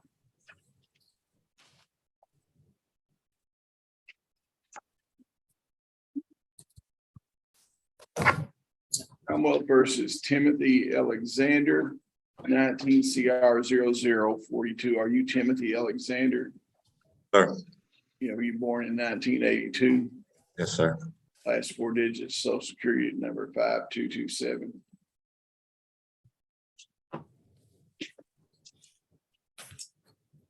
Is that correct? Sir. Okay, we're here on a pretrial diversion ratification. What does the Commonwealth have to say? Your attorney's there. Wait, Ms. Costello. Your Honor, if I could interrupt for just a second. Mr. Alexander, when I spoke to him yesterday, said that he was trying to hire Mr. Poindexter, who represents him on the felony charge in district court currently. That's the underlying action for this revocation.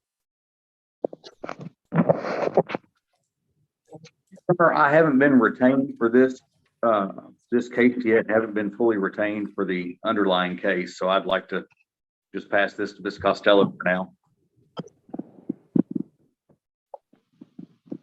Okay. You turn your camera off then. Your Honor, given that, if I could have a continuance on this, because I didn't speak to Mr. Alexander about the case because of the ethical concern that he was hiring. So I believe he's being held in district court as well. If the court would consider resetting this to June 29th, so I can either speak to him or he can retain Mr. Poindexter. Okay, well, let's do a negotiation day on the 23rd and the 29th. And if Mr. Poindexter is retained by then, he'll attend the negotiation and a court date. If not, you shall. Okay. Kaylin Bolton.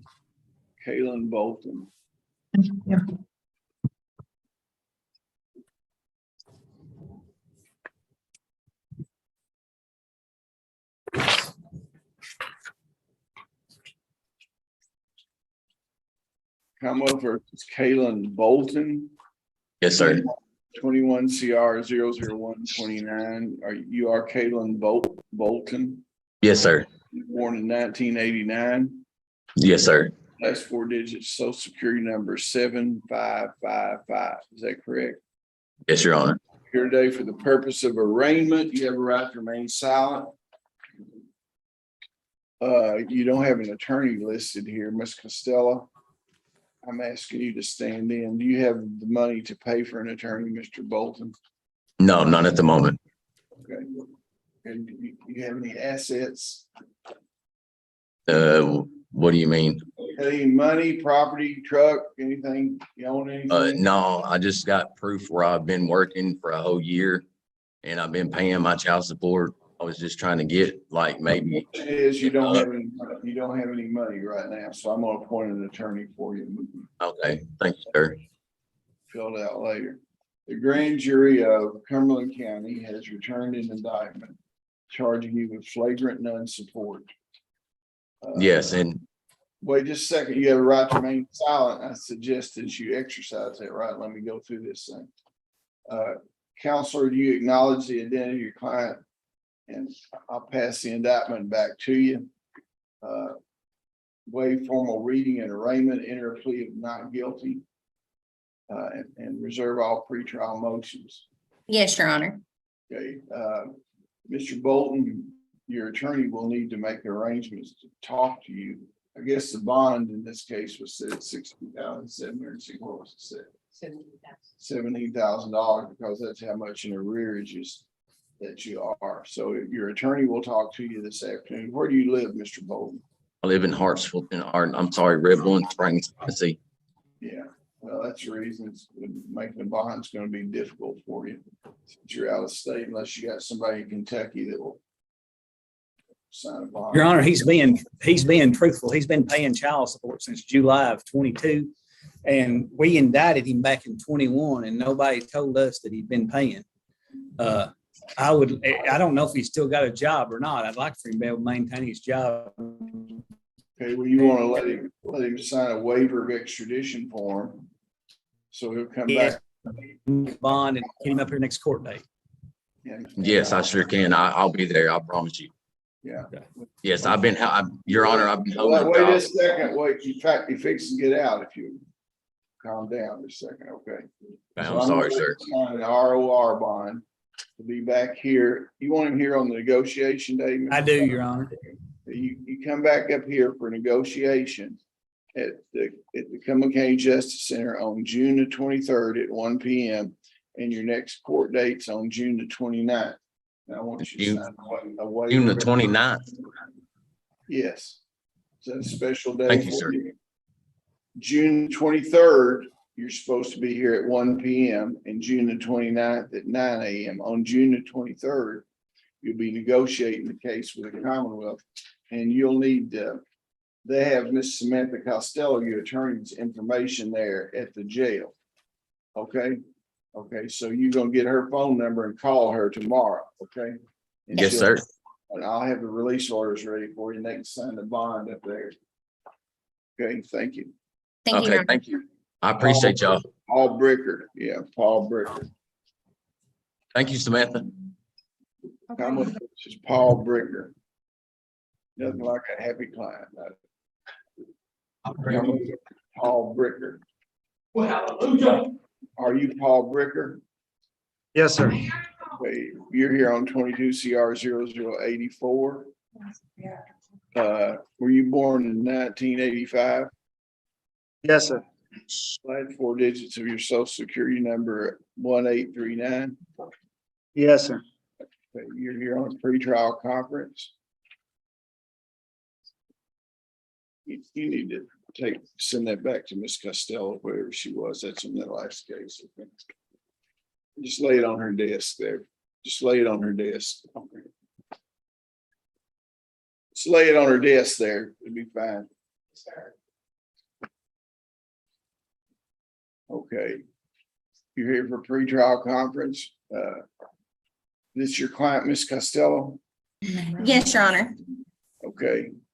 What do you have, Mr. Stockton? Well, I didn't know if Miss Costello was ready to set a trial date on the case in Cumberland County, or she wanted one more negotiation day. Your Honor, I would like one more negotiation day. We got the advocacy center interviews last week. I had some difficulty getting them to play. I've got it fixed now, but I still need to review that with Mr. Bricker. So if we could have one more negotiation date before setting a trial date. Negotiation dates on June 23rd and the next court dates on June 29th. We'll either have a plea agreement or set a trial, okay? Thank you very much. Charles Brown, sentencing.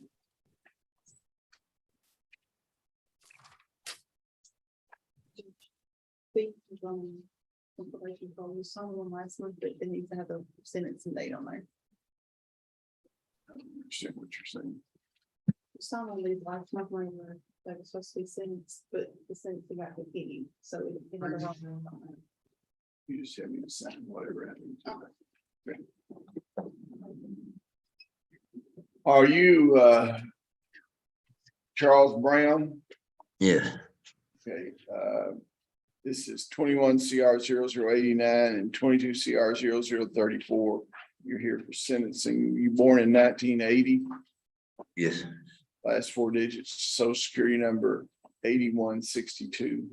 Yes. Okay, you're here for sentencing. Have you had a chance to look at the pre-sentence investigation report done by probation and parole? Yes. Have you looked at the comprehensive sexual offender pre-sentence evaluation?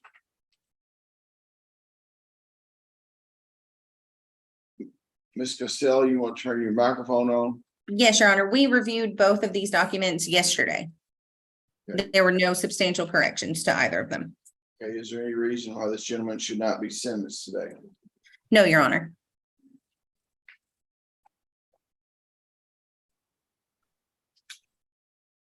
Well, pleaded guilty to criminal attempt to commit rape, first degree 3 counts in 21 CR 0089. He should receive a sentence of 15 years on each charge to run concurrently for a total of 15 years.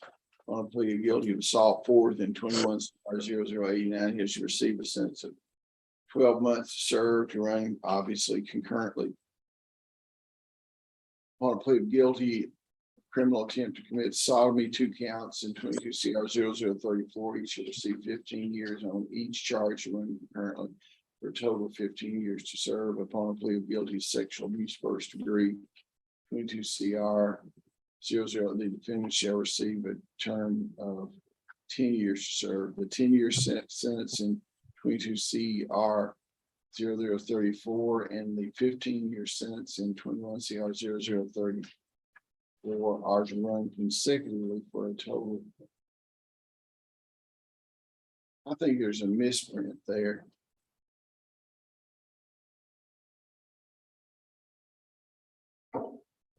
No, there's not. There's not. All right, the 22 case and the 21 case both have the same last 3 digits. Is that correct, Mr. Stockton? Both of them are 34. I think that's right. I'd have to look. No, it's 2020 or 21, 34. 21, 2 CR 34 and 21 CR 89. That's what it Yeah, should so be. that's a misprint there. 21 CR 0089.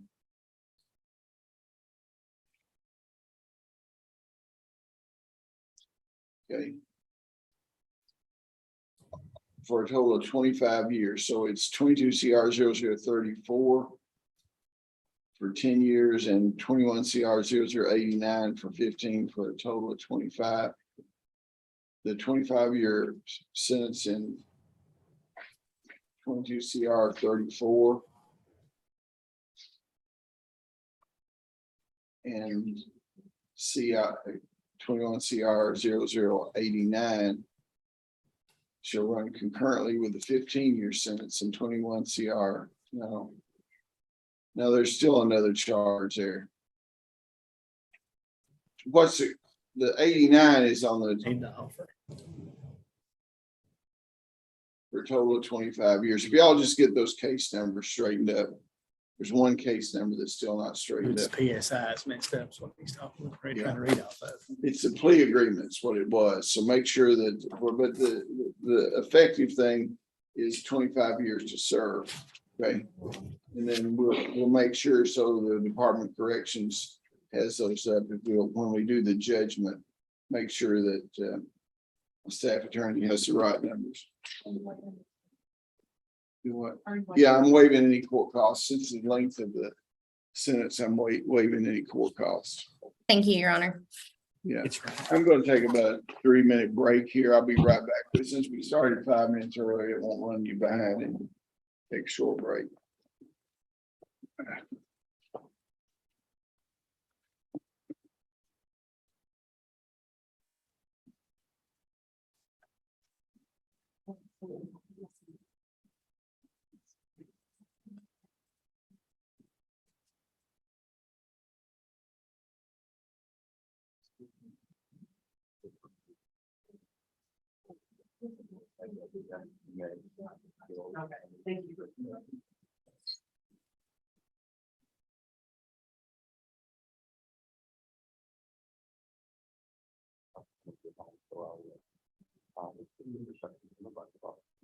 Okay, thank you.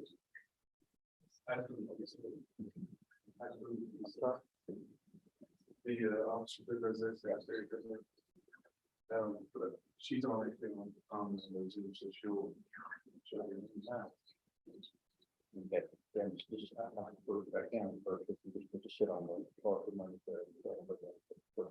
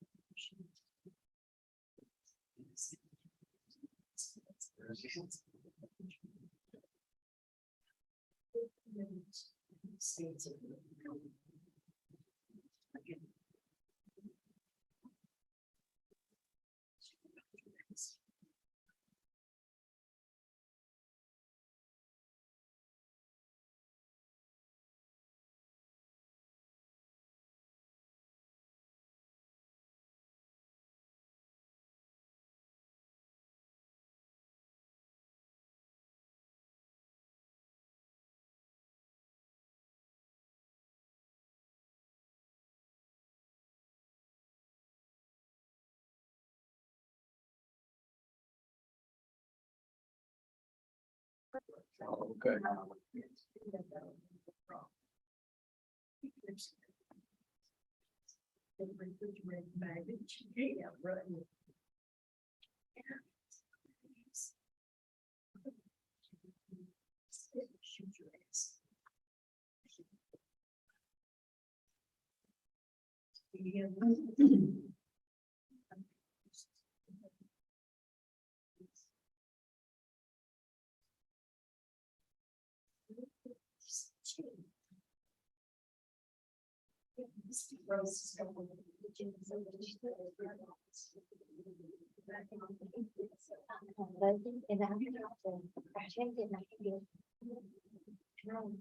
I'm concerned about something.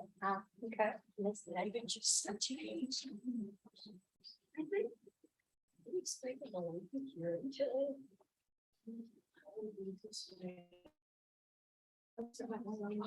No, see, you see my mind. It's just that. Because we had somewhere. You want, we don't know you're speaking yet, obviously, you're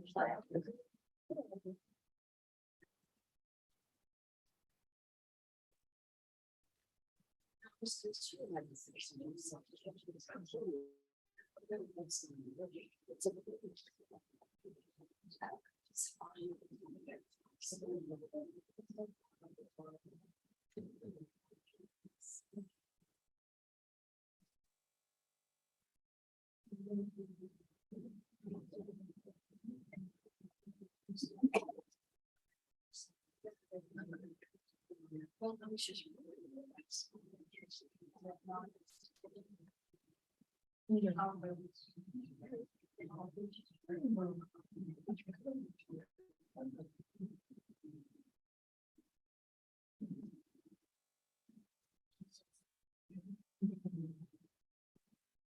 Thank you.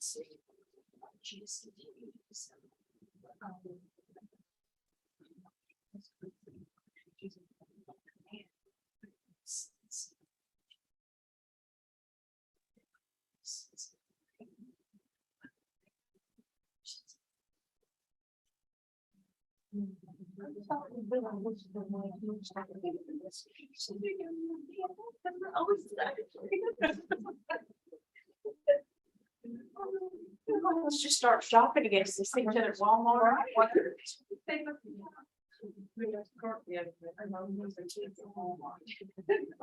She had to go home and change. I did. I was prancing around Walmart in high heels. She's over there and over. I have this grunge pink shirt and they're fucking short. It's like the other one goes on the campus. I just started. We're taking it to PSI.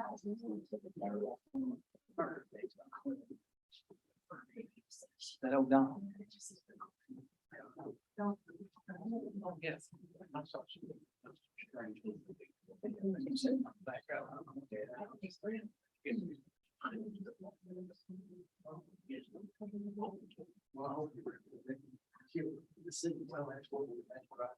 Oh, but I hadn't heard right from my kids. No, who is the fellow speaks style?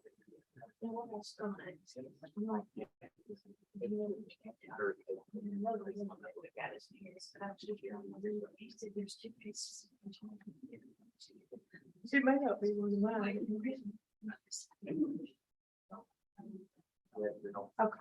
No, just find that. See, same.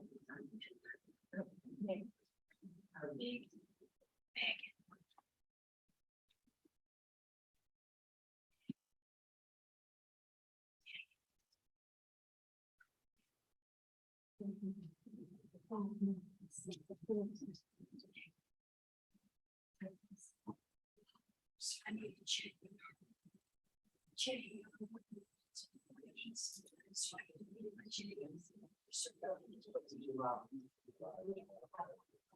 Just give it to them.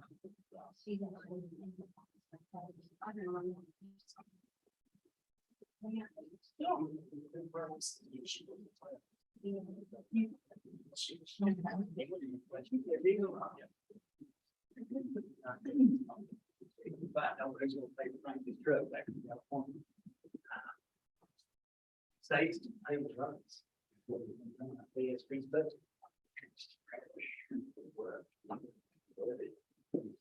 Thank you, come over there with you. Cool. I'm just over here in the corner trying to behave and stay out of trouble.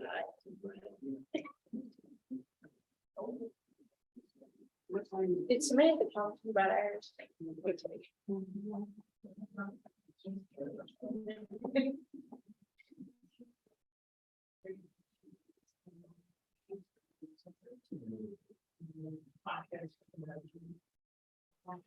Fine morning out there. Gonna have a nice 3 or 4 days. Beautiful, beautiful. Hopefully we can get out. I ain't talking about rain Monday. Yeah, right. That's gonna mess up a lot of cookouts, maybe. Well, you know, everybody cooks out more than they. Seem like it. A bunch of traveling. So I get to go with cemetery and sit for a few hours. Yeah. I got money, but other than that, I've. Cemetery and a cookout, that's about it. Somebody look back. That's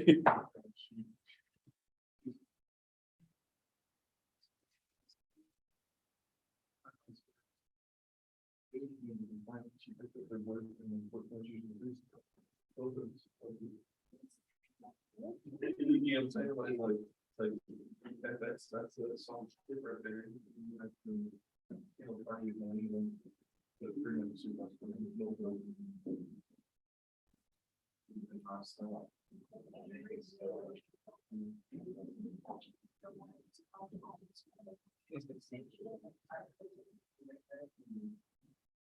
I'm gonna serious. She never. And then, that's what. She don't have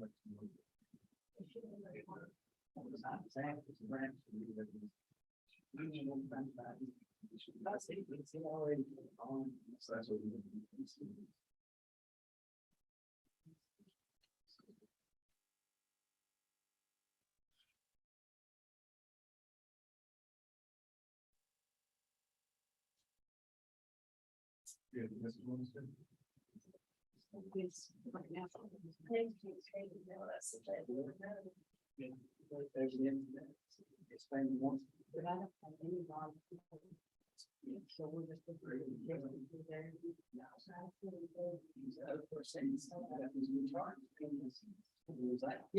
this is.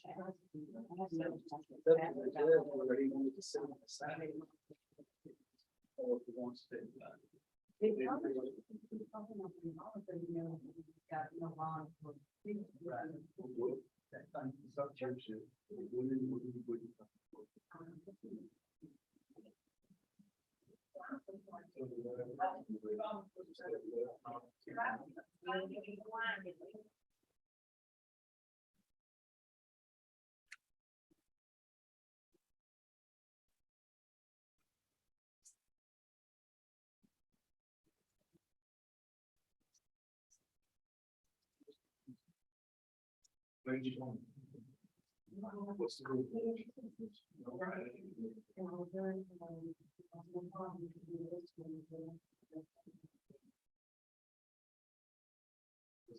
That's here, you know, you can blow up on that.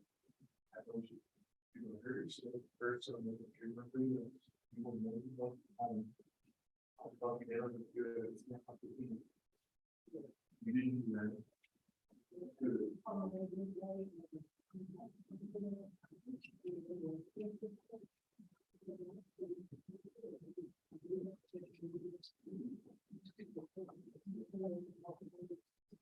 Okay, let's go back on here. I guess we're on Christy Brown, is that right? Cause we got. Well, we got Nelson County on there now. Let's go do Nelson County. They just got one case there, okay? Dare County, if you'll turn your camera off just for a second there. Commonwealth of Kentucky versus Zachary Bramlett, 19 CR 23 CR 0001. Mr. Bramlett, were you born in 1992? Yes, sir. Last four digits of your social security number, 8719. Yes, sir. You're represented by David Cross. Mr. Cross, where are you?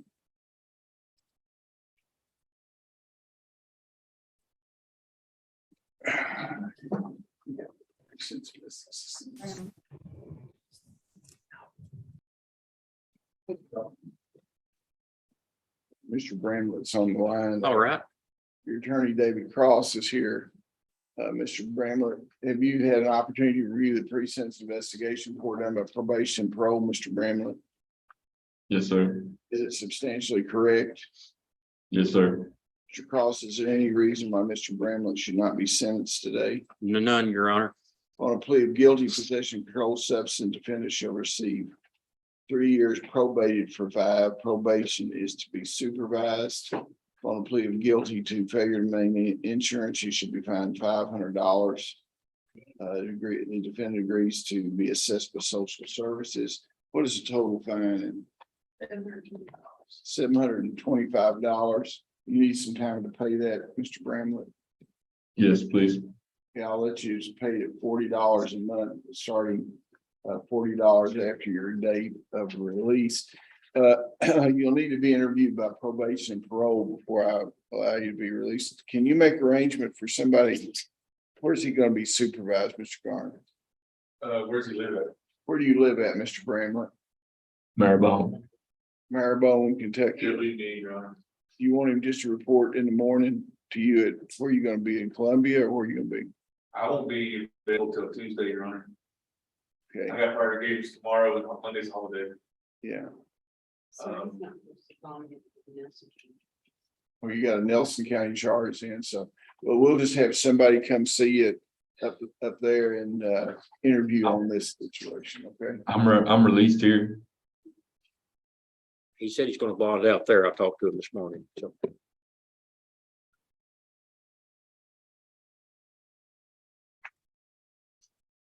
I could definitely come Tuesday. Wait just a second. Meet with me Tuesday, 8 AM, Your Honor. I'll take care Well, of it. what about this afternoon? If he Be comes, good if he gets that, if he can get down in time. if you bond, I'll let you out today. If you bond out and be down to Well, I mean, Columbia at probation and parole before 4 o'clock their time. That's 5 o'clock. You okay? Mr. Williams, I have two. Quiet, Mr. Brown. Wait just a second. Your clients want us. What are you gonna say, Mr.? Well, I thought I got 2 Cumberland County jailers. You said what? I got 2 Cumberland County jailers ready to take me to Adair County right now. That's what I was gonna say, Your Honor. I was gonna see if there's apparently a holder on him from Cumberland County, and they're up there to pick him up right now and take him to Adair County, which I guess that's What's based the on, holder on for here for? I'm sure the Nelson County charge that he Wait just a second. picked up. Does anybody know what the holder on is? There's a bond violation after being in a plane last night. He got picked up in Nelson County. That's the violation. Okay, Mr. Stockton, the reason they're up there to get him is there's a bond violation because he got picked up in Nelson County. That's correct. So you're gonna go, you want him to go ahead with this plea agreement since he has a bond violation? It's fine. If you want to sentence him, Your Honor, go ahead and sentence him. He's got an opportunity now to either do well or be back in jail. It'll be up to him. Thank you. Fair enough.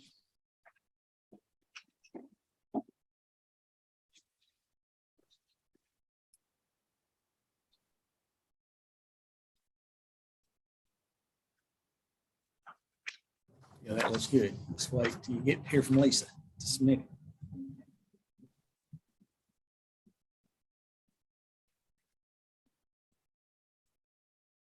No, I'm not gonna do this today. Not gonna do it today. We'll just put it off till June the 29th. I'm gonna reject this plea. Thank you, Your Honor. I understand. Yeah, and then we'll take a look at it next month. Okay. I mean, he had white powder on him and behind him, the wheel of a vehicle. Out driving while he's out on a bond in this court. I'm not gonna do that. So they can transport him back down on June, and we'll have him here on June the 29th. Thank you. Judge, his surety is asking him off the bond. Yeah, the surety's asking to come off the bond, and I'll allow that to happen. Okay, thank you, Nelson County. Let's go down to Christy Brown now.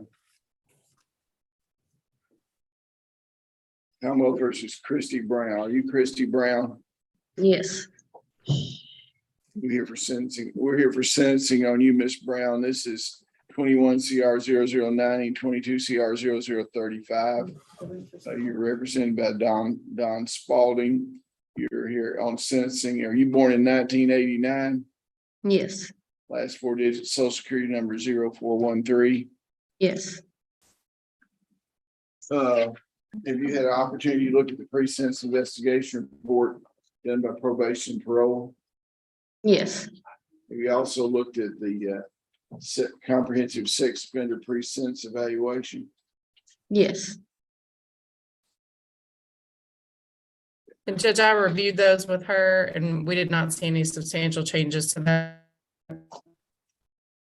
Okay, upon a guilty plea to complicity of sexual abuse first degree in 22 CR 35, the defendant shall receive a sentence of 10 years. The defendant shall have no contact with the victims.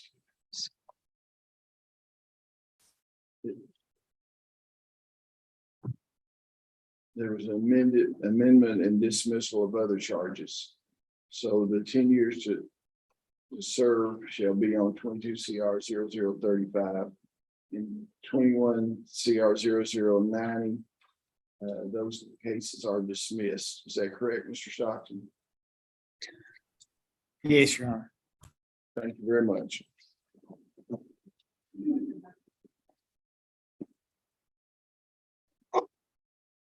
Oscar Fairley. Yeah, I'm gonna waive any court costs and fees on Miss Brown because of the length of her sentence. Oscar Fairley.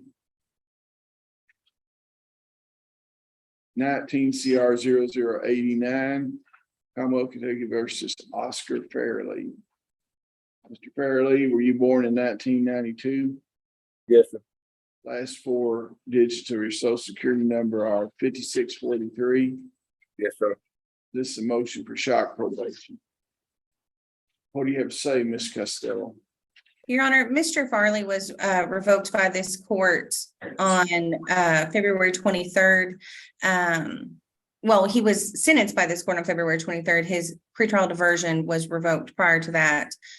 Since his sentencing, he has served an additional 91 days, and he's not eligible for parole until September of 2023. He has had, I've spoken to his mother, I've spoken to his partner. He is very motivated and they are very motivated to have him home to help support the family. What were the original charges? You can't testify in these cases. You won't call these people and let them testify. It'd be all right. But you tell me what these other people said. Can't go there. Your Honor, I just was trying to tell the court that they want him home. Wait just a second. Adair County, turn your second camera off. There's a camera on a female there. It needs to be turned off. Thank you. Okay, what were the original charges in this case, Mr. Stockton? Is receiving stolen property under $10,000. He was supposed to pay about $2,000 restitution. He got it down to $1,569 before he got revoked. He was in drug court and he went to the healing place because of positive tests, and then he left in May and never came back. I know Mr. Smith has told me that he's got a job mowing if he gets out. I know one thing, if he gets out, I want him paying on this restitution every check he gets. I mean, these victims are the last people that's ever thought of in our criminal justice system. We go out of the way, rehab for these defendants. They went out of jail, but then the victims never get their money. Is there any provision to do a wage assignment in these things?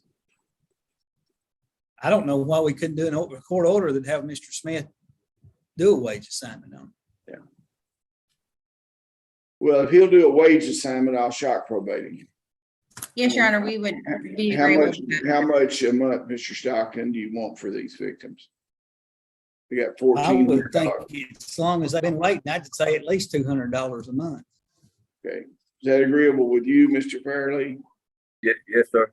Okay, well, if he'll do a wage assignment, I'll shock probate him, and I want him supervised for a while. Okay, so if you get the paperwork up here, and Mr. Stockton, Ms. Costello, you satisfy Mr. Stockton on the wage assignment, we can work through that, okay? Yes, Your Honor. Okay, thank you very much. Sonia Gross.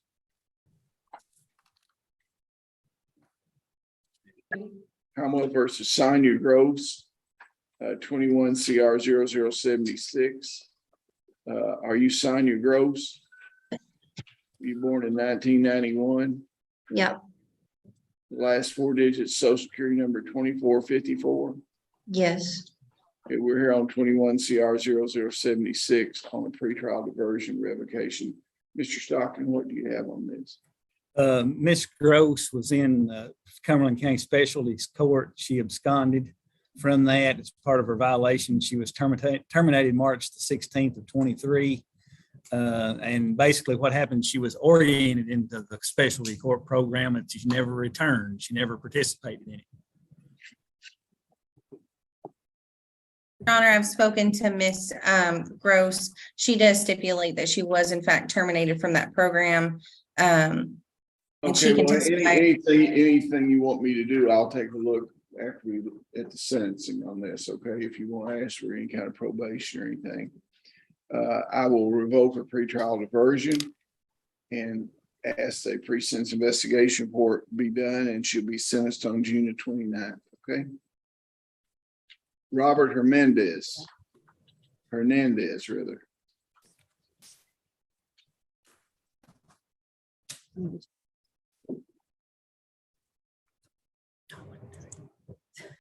Commonwealth of Kentucky versus Robert Hernandez, 23 CR 0018. Are you Robert Hernandez? Yes, sir. Born in 1962. Yes, sir. Last four digits of social security number 8881. Yes, sir. Trial conference. What do you have, Mr. Stockton? I think this is a case that Miss Costello and I didn't discuss. I don't know if she hadn't been able to have been with Mr. Hernandez or what. Oh, no, we have a felony plea, Jesse. You had sent me the Oh, paper. okay. We talked about him. Oh, I'm sorry. I've got the wrong note here. Okay. Mr. Hernandez, I understand you wish to enter a plea today. Is that correct? Yes, sir. Are you currently under the influence of drugs or alcohol? No, sir. Is this plea freely and voluntarily given? Yes, sir.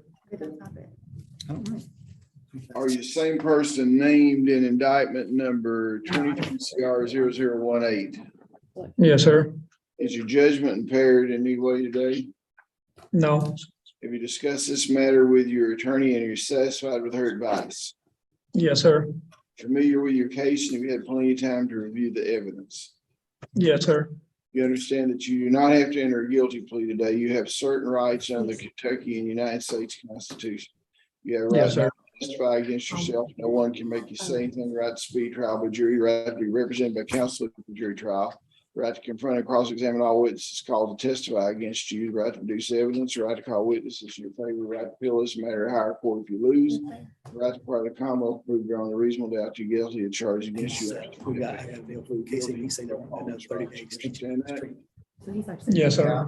I may consider the Commonwealth's recommendation, but I may apply any range of sentence provided by law. I do not have to accept the recommendation. Prior to accepting a recommendation or revoking, I will await the pre-sentence investigation report done by probation and parole. Yes, sir. In the event that I do not accept the recommendation, decide to impose a harsher sentence, I'll give you the right to withdraw your plea and proceed to trial. What is the Commonwealth's recommendation, Mr. Stockton? Your Honor, upon a plea of possession of a controlled substance, first degree, Mr. Hernandez will plead guilty. He'll take 1 year to serve. The Commonwealth will post probation. Is that what you understood? Mr. Hernandez, is that what you understood? Yes, sir. Okay. Has anyone, including your attorney, offered you any recommendation or benefit for entering this plea whatsoever? Nobody's trying to influence you wrongfully to enter this plea is what I'm asking you. You understand that after you enter this plea, that if you have other felonies in the future, you could be more harshly treated under persistent felony offender law. You understand that? Yes, sir. Pleading guilty because you did commit the acts charged in the amended indictment. Yes, sir. Okay. So knowing your constitutional rights is a desire to go ahead and allow the court to fix your punishment. Yes, sir. Stella, do you have the document he signed there? Could you hold it up to the camera there? Is that your signature on there, sir? Yes, it is. Okay. I'll accept the plea order, pre-sentence investigation report to be done by probation, parole, and schedule a sentencing on June the 29th. Okay, thank you very much. Lance Humphrey.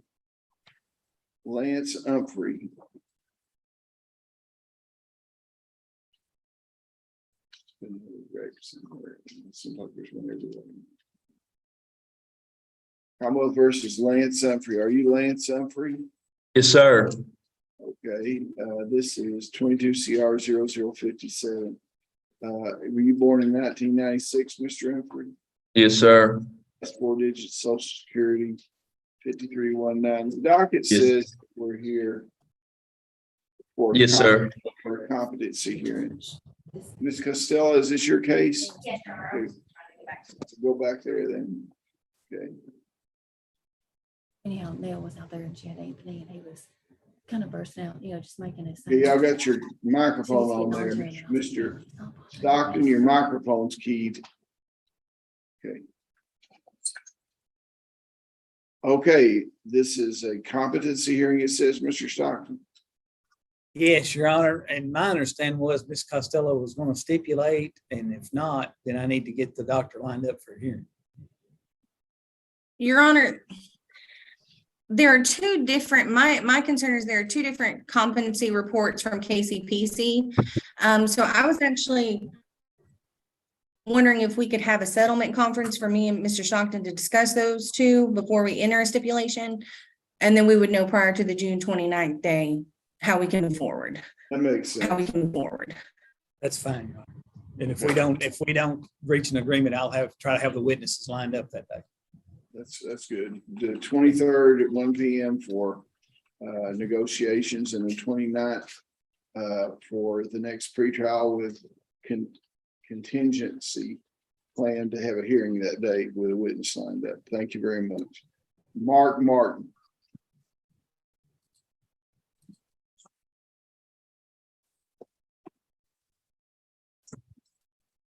Commonwealth versus Mark Martin, 22 CR 0056. Are you Mark Martin? Yes, sir. You born in 1974. Yes, sir. What are the last 4 digits of your social security number, sir? 1961. 4961. Ms. Costello, I understand there might be a plea here. Is it a diversion or a felony plea?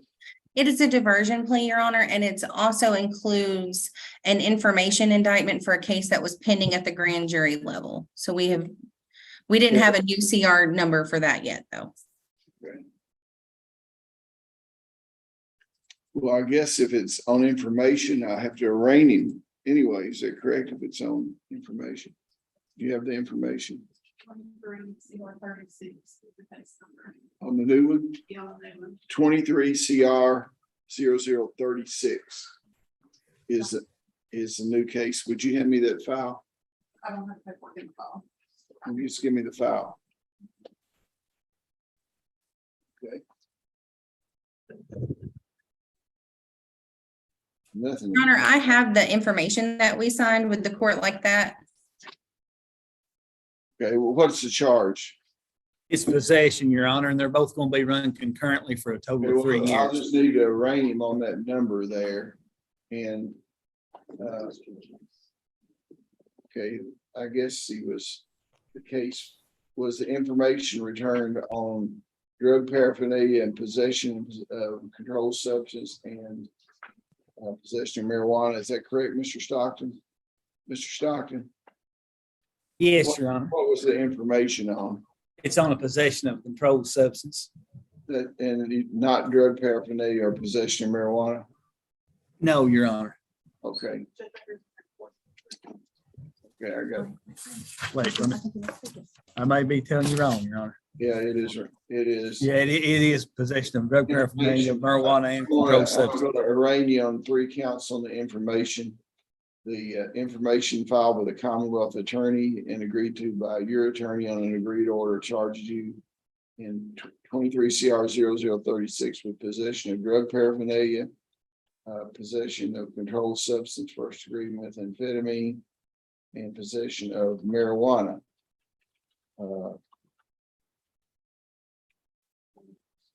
Okay, there you go. Okay. Now, I'll go through the pretrial diversion. Is that correct, Mr. Stockton? Pretrial diversion? Yes, Your Honor. Motion been tendered. It says you wish to enter plea today, sir. Is that correct? Yes, sir. Okay, are you currently under the influence of drugs or alcohol? No, sir. Is this plea freely and voluntarily given? Yes, sir. Are you the same person that is named in the indictment and information that I just read a second ago? Yes, sir. Is your judgment impaired today in any way? No, sir. Have you discussed these matters with your attorney and are you satisfied with her advice? Yes, sir. Have you reviewed the evidence the Commonwealth has against you? Believe you're fully informed about your case? Yes, sir.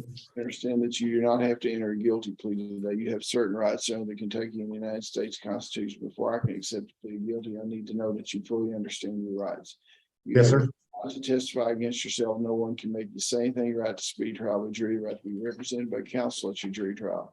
The right to confront and cross-examine all witnesses called to testify against you, the right to produce evidence, the right to call witnesses in your favor, the right to appeal this matter to a higher court if you lose. The right to file the Commonwealth prove beyond a reasonable doubt that you are guilty of charges against you. You understand that by entering guilty plea, you give up all those rights. Yes, sir. I may consider the Commonwealth's recommendation, but I may apply any range of sentence provided below in the event that I do not accept the recommendation today and decide to impose a harsher sentence. You have the right to withdraw your plea of guilty. You understand that? Yes, sir. You've previously been diverted in the last 5 years. No, sir. Do you have any felonies in the last 10 years? No, sir. Are you currently on probation? No, sir. You understand that if you fully complete the diversion agreement, the charges will be dismissed and you can have them expunged from your record. You understand that you do not fully complete the diversion program. You'll be brought back to the court and the court will decide upon a sentencing hearing. Do you understand that? Yes, sir. What's Commonwealth's recommendation? Your Honor, in 22 CR 56, Mr. Martin will plead guilty to possession of controlled substance first degree, receive a sentence of 3 years. Also in 22 CR 56, he'll plead guilty to operating a motor vehicle DUI, aggravating circumstances. He'll get a sentence of 7 days in jail, pay a $350 fine and cost. Upon a plea of guilty in information indictment 23 CR 36, he'll plead guilty to possession of a controlled substance first degree, receive a sentence of 3 years. All remaining charges in both indictments will be dismissed. The 2 3-year sentences in both indictments will run concurrently for a total of 3 years. They'll be pretrial diverted for 5 years supervised. He'll be referred to the Social Service Commission, follow all recommendations, receive credit for time served. Once he's released, he'll have to obtain and maintain employment, and all evidence in these cases will be destroyed. Is that what you understood the agreement to be, sir? Yes, sir. You understand if you do not fully complete the diversion program, you'll be brought back before this court and a sentencing hearing will be scheduled on your felony conviction. And if you had any future convictions after that for felonies, they could be enhanced under the persistent felony offender law.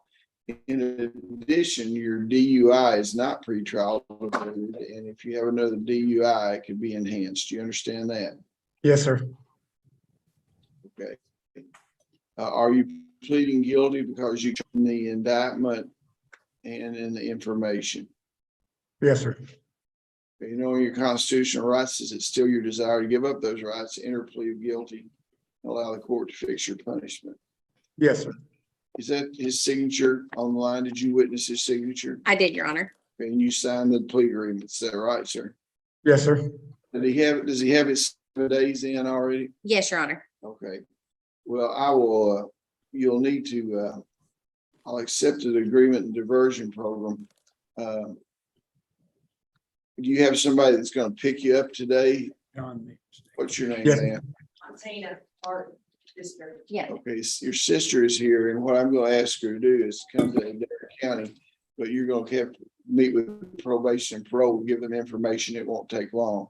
So, it'd probably be 2 o'clock or so by the time you're back in your office. So you can go up there around 2 and they can release him. If you'll transport him over there to probation parole office, if you get that information, then I'll let him out today. Okay. Now, how much does the fining cost? His is $995. Okay, you're $995, your fining cost. You need some time to pay that, or can you pay it today? Need some time to pay it, sir. Okay, well, I'll let you pay it at $50 a month. First payment starting 30 days from today, okay? Okay. Okay. You can step over, and you can come around here and step over and get the information. John Metz. All right, I'm gonna grab that file. I don't know why my computer decided.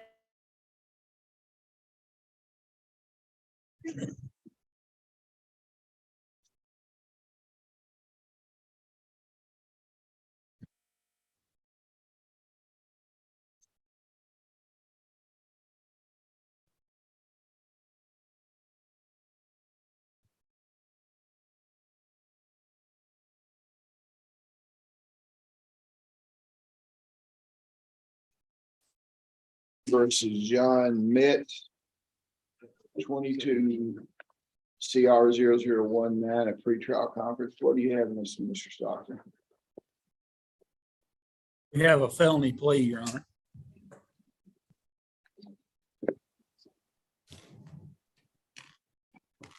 Mr. Metz, were you born in 1994? Yes, sir. Last 4 digits social security number are 8287. Yes, sir. Okay, we're in 22 CR 00109. Are you currently under the influence, Mr. Metz? No, sir. I understand that you wish to enter a plea. Is that freely and voluntarily given, your plea? Yes, sir. Are you the same person that is indicted in 22 CR 00109? Yes, sir. Discuss this matter with your attorney, and are you satisfied with her advice? Yes, sir. We had plenty of time to review the evidence the Commonwealth has against you and believe you're fully informed. Yes, sir. You have certain rights under the Kentucky and United States Constitution. Before I can accept a plea of guilty, I need to know that you fully understand these rights. I understand. You have the right not to testify against yourself. No one can make you say anything. You have a right to a speedy trial by jury, right to be represented by counsel at your jury trial, the right to confront and cross-examine all witnesses called to testify against you. You have the right to produce evidence, the right to call witnesses in your favor, the right to appeal this matter to a higher court if you lose, the right to part of the Commonwealth prove beyond a reasonable doubt that you are guilty charged against you. Would you understand that by entering a guilty plea today, you give up all those rights? Yes, sir. Yeah, I may consider the Commonwealth's recommendation, but I may apply any range of sentence provided by law. Prior to accepting the recommendation, I will await a pre-sentence investigation report from probation and parole in the event that I do not accept the recommendation and decide to impose a harsher sentence. You will have the right to withdraw your plea. Now listen very carefully as Mr. Stockton tells you what the Commonwealth's recommendation is. Mr. Stockton. Your Honor, Mr. Metz will plead guilty possession of controlled substance, first degree, receive a sentence of 3 years, probated for 5 years, probation to be supervised. He would get credit for time served. All evidence in this case would be destroyed, and once he's released, he would agree to maintain gainful employment. Is that what you agreed to, sir? Yes, sir. Are you pleading guilty because you are guilty of the acts charged in the indictment? Yes, sir. Okay. Knowing your constitutional rights, is it still your desire to give up those rights and allow the court to fix your punishment within the range permitted by law? Yes, sir. You realize that after this plea, any future convictions of felonies it could be enhanced as far as the range of penalty under persistent felony offender law. Yes, sir. Is that your client's signature on there? Yes, Your Honor. Did you see him sign it? I did, Your Honor. Okay. I'll accept the agreement order precincts investigation report scheduled hearing on June 29th. Okay. Your Honor, if we could, Mr. Stockton did not have an objection to Mr. Metz's mother being an approved surety. They don't have the normally required assets to post, but Mr. Metz does. He did start his own business and we provided proof to the Commonwealth to that and would be able to immediately go back to work if the court would consider allowing that. He has been incarcerated now for several months on this. Where do you live, Mr. Metz? Round Hill, Kentucky, right outside Bowling Green. Round Hill, Kentucky, Your Honor, outside of Bowling Green.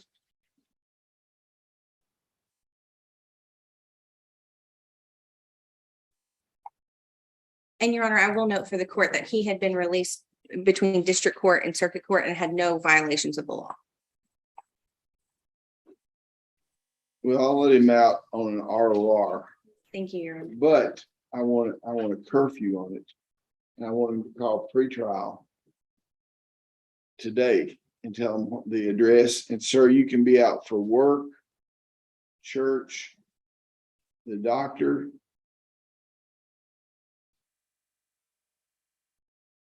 Yes, sir. That's why fine by me. Do you have any children? You don't have any children that are in Little League or anything like that? No, sir. I Work, take care of my disabled mother and I. Okay, well, you can travel with her if she needs you to, if you need whatever. And he doesn't have a DUI charge or anything on this, does he? No, Your Honor. Okay, will you be back here in court for sentencing? When can you meet with the probation parole? As soon as I get. Who's gonna pick you up out of jail? Who's gonna pick you up out of jail? My mom, as soon as I give her a call, she's waiting. Okay, well, you can give her a call and probation parole. Your mother will need to take you right over to the probation parole officer today, okay? Anytime Alrighty. after 2 o'clock. Does she have to sign the paperwork? Does she have to sign there in Cumberland with you, or does she have to do No, it here? they can do it there at the jail. I'm letting you out on the ROR. She's not gonna sign anything. You're gonna say yourself out, I'm gonna give you a shot, and if you mess up, it'd be a bad thing for you. You understand? Thank you, sir. I very much appreciate it. Okay, Thomas. We're on Thomas O'Donnell. Thomas O'Donnell. Commonwealth versus Thomas O'Donnell. Are you Thomas O'Donnell? I am. This is 22 CR 00103. You got a whole bunch of lawyers here representing. Good morning, Your Honor. Yeah, we're here for a pretrial conference, a motion to release truck, a motion for inspection. In this case, Mr. Stockton, what do you have here? Well, I think we're not terribly in disagreement on this, Your Honor. As part of this case and the ongoing investigation, the FBI seized Mr. O'Donnell's truck and it's being held in Sacramento, California. Yes. There's been an order to preserve the evidence. I don't have any control over the FBI other than goodwill, and I'll say no more. But they want the truck released from their yard out there in San Francisco. Who's they? The FBI agent, Doug Johnson, his name too, I've spoken with. Okay. Now, the state police doesn't want to have to pay to have it towed back here because they think it's going to cost about $4,000 or $5,000.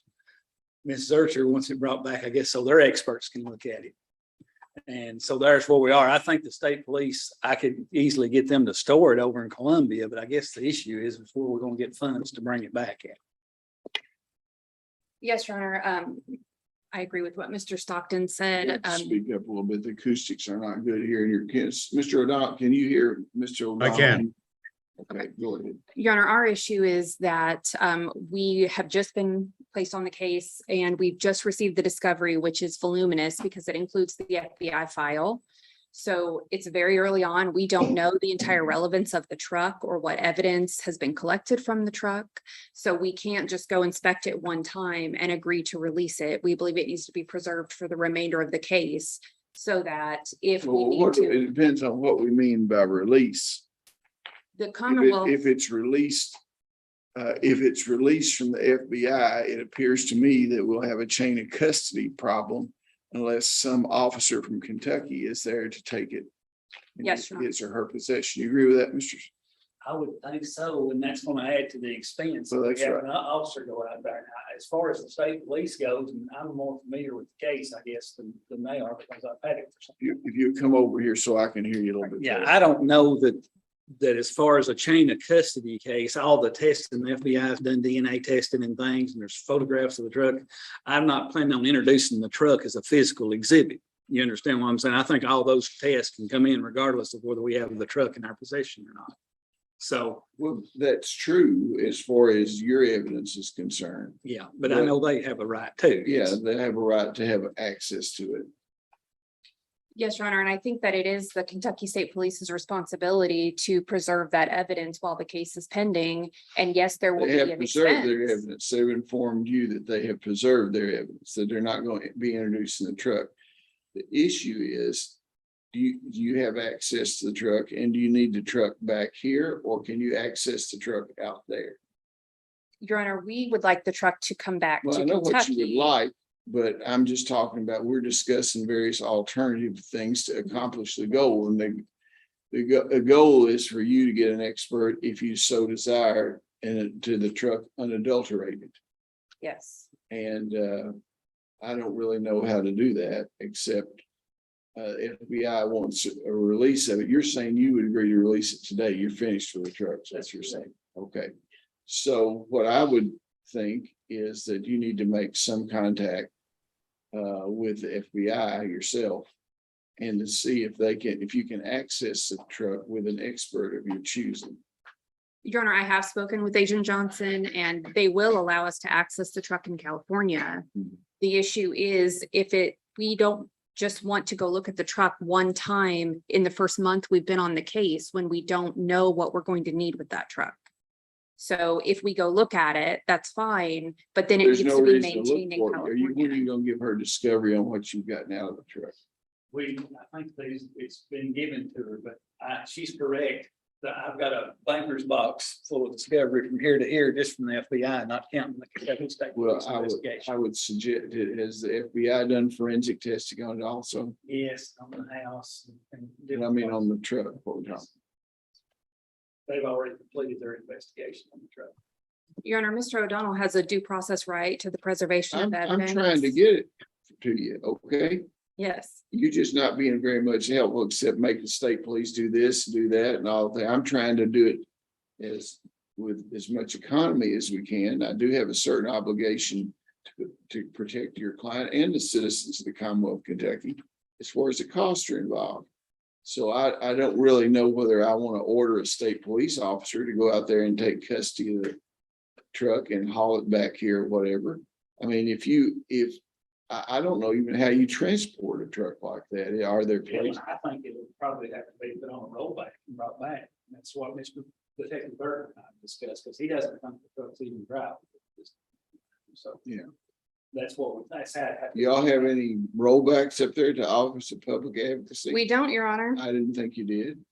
And- Let's see. Well, why don't y'all, we agree in principle on what we're trying to accomplish. Why don't we find out an estimate, and it might be that you'll want to file an ex parte motion to get it transported back here and sign some waiver as when it's delivered to that transport person, that they can serve as, without destroying your chain of custody on the thing. That's the problem I have. Yeah, I think too, but I think the state police could house it in Columbia. I just don't know. Yeah, well, that's good.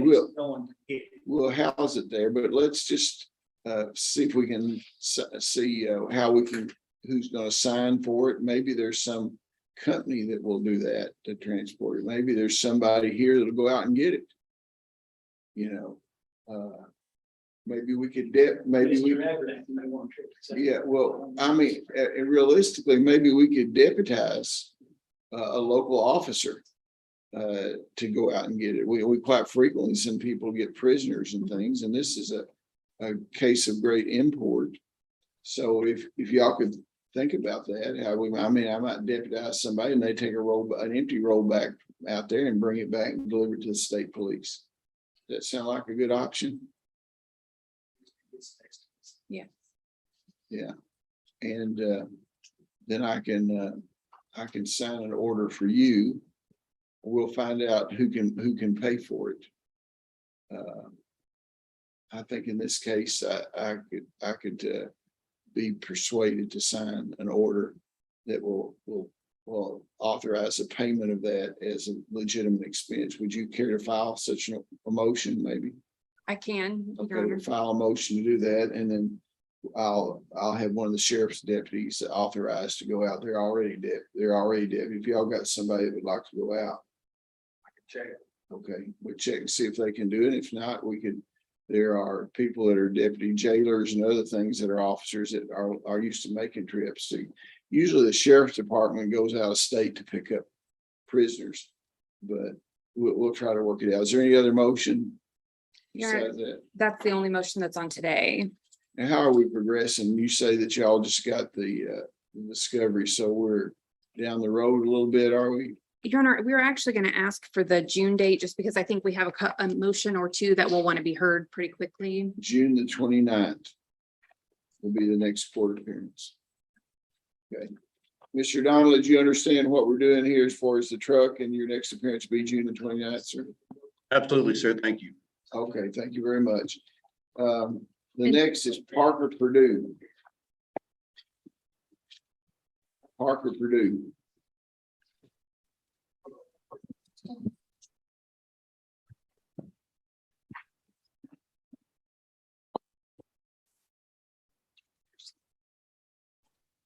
Commonwealth versus Parker Purdue.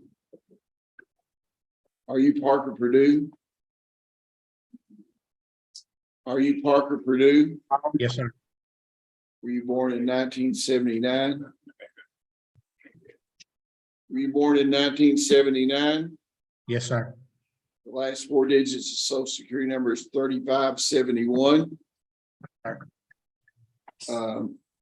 This is 22 CR 00061. You're represented by Mr. Ken Garrett for a pretrial conference. Mr. Stockton, what do we have here?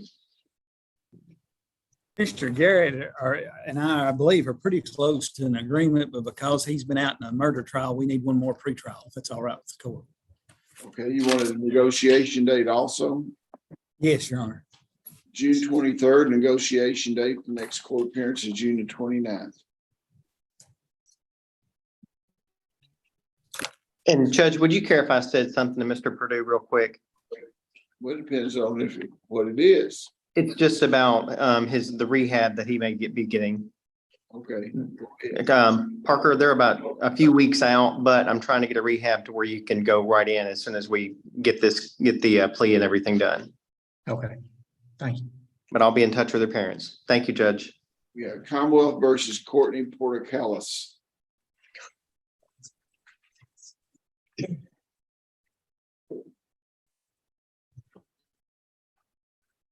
Are you Courtney Portacallis? Yes, sir. It's 19 CR 0085. You born in 1987. Yes, sir. Last four digits of your social security number 3762. Sir. We have a special prosecutor, Miss Angie Capps here. Your attorney is present also. What does the Commonwealth have to say? Judge, You want to get over behind the microphone. we had filed our motion to void her pretrial diversion.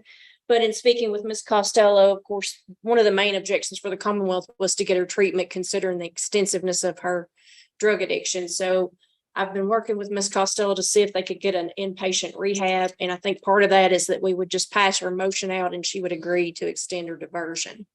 Yes, Your Honor, she was very close to completing her diversion when she had this issue come up. She was set to be done in July, actually. Okay, I'll sign the order. If it's agreed order. Mr. Portacallis, you cheated death again here. And so we're gonna allow you to go into some treatment, okay? I hope you're successful this time. I know it's not easy. Officer Burton, were you here to testify on this? Yes, Your Honor, along with Officer Garner. Okay, Officer Garner is here, so does this seem like an acceptable alternative to you? She goes back in that treatment. I don't supervise her, Officer Garner does. I was just a witness as to what happened for the motion to revoke. Officer Garner is adamantly shaking his head yes, and I'm sure you're in accord with him, aren't you? Okay, thank you very much. You give me the paperwork on it. James Riley for sentencing.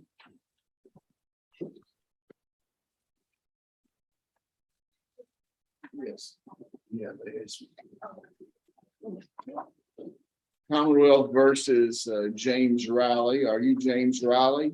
Were you born in 1959, Mr. Riley? Yes, sir. Last four digits, your social security number are 8554. Yes, sir. You're here for sentencing in 22 CR 00091.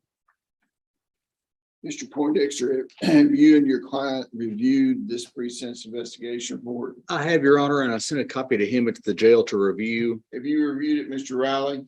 Yes, sir. All right, is it substantially correct? It is, Your Honor. Mr. Riley, you say it's substantially correct. There's any mistakes in it that you saw? Okay. You what? Yes, sir. Okay. Upon the defendant's plea of guilty to trafficking in controlled substance first degree meth less than 2 grams, he will receive a sentence of 3 years. Upon plea of guilty to controlled substance first degree, the defendant shall receive a sentence of 3 years. The two sentences shall run concurrently for 3 years to serve. Defendant shall receive credit for time served. He shall forfeit a Smith & Wesson pistol, and I've got the serial number on there to the Burkesville Police Department to be destroyed according to their protocol. What are the fine and court costs? $215. $215. Considering he's got 3 years to serve, I'm going to waive his court costs. Yes, sir. And contraband shall be destroyed. Mr. Poindexter, in the future, I'd like for you to not just send it up there, but to go over it with him. Yes, I called up there and I was on hold for about 15 minutes and then, I understand. but yes, sir. You might have to go up there. Yes, sir. I understand. Okay. This is relatively clean, and that was the reason I'm doing it. Yes, sir. Thank you. Okay. Nicholas Sexton. Nicholas Sexton.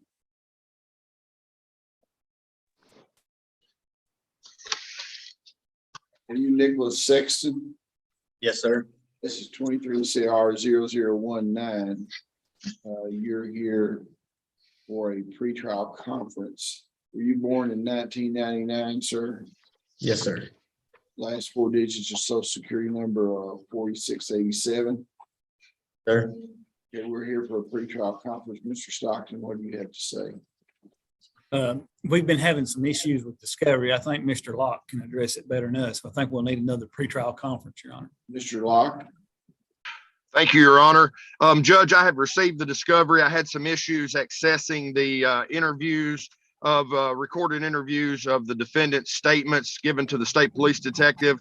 I believe we'll have those worked out here pretty quick. I've also made a written request for 3 items of supplemental discovery, the most important of which is the Child Advocacy Center interview that has not been provided. It's my understanding that Mr. Stockton will tender, I believe is going to tender an order, a standard order to the court regarding the production of the Child Advocacy Center interview.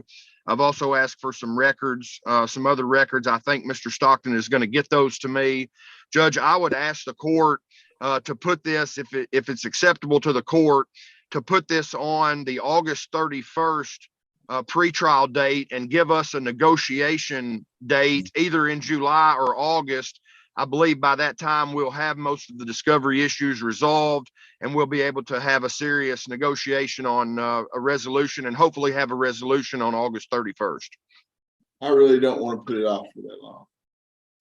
Is there any, what reason is there, if you can get the stuff, I mean, I'd like for you to set a negotiation date for June the 23rd and another pretrial on the 29th. Mr. Stockton, what's the volume of information you have to get to the We're having some technical issues trying to download some of the tapes right now and getting it in DocuShare, but we can get that resolved. I think Mr. Locke has some problems where he has to be on conflict on his court dates. So whatever date suits you and The him. problem that I have is the county, this is a county prisoner.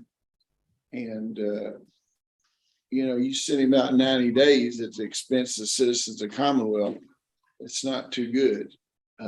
Citizens of Cumberland County. Now, I'm willing to give continuances when it's necessary, but let's take a look and see if we can get everything to you by the 23rd. And if you've got a conflict on the 29th, then we can allow you to come to Monroe or Clinton County to meet your schedule commitments. Okay.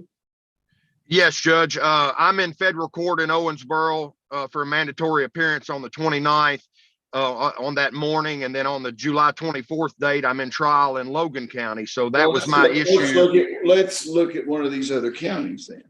Okay. I mean, it should be just as easy. Where do you live, sir? I can come. I'm in Bowling Green. I can come wherever you want me to, Your Honor. I know, but Monroe, and for your convenience, Monroe County would probably be closer even than here. So yes, Your Honor, I have no issue with that. The Monroe County date is June the 15th. That's still about 3 weeks out. So if they can get the information to you, let's set this for Monroe County on the 15th. Okay, June the 15th. Judge, I'm sorry to be difficult with you, but I am obligated already on the 15th. I have my calendar is just chock full of obligations, and I'm not available on the 15th. Okay, I am open on June 23rd. Wait just a second. Okay.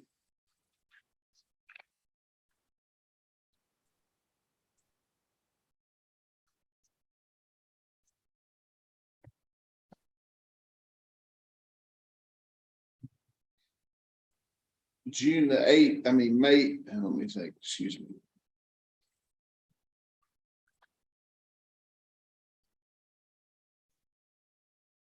June the 8th, where are you on June the 8th? June the 8th, Judge, is next week, and I'm sorry, the week after next, and I am in a jury trial in Warren Circuit Court.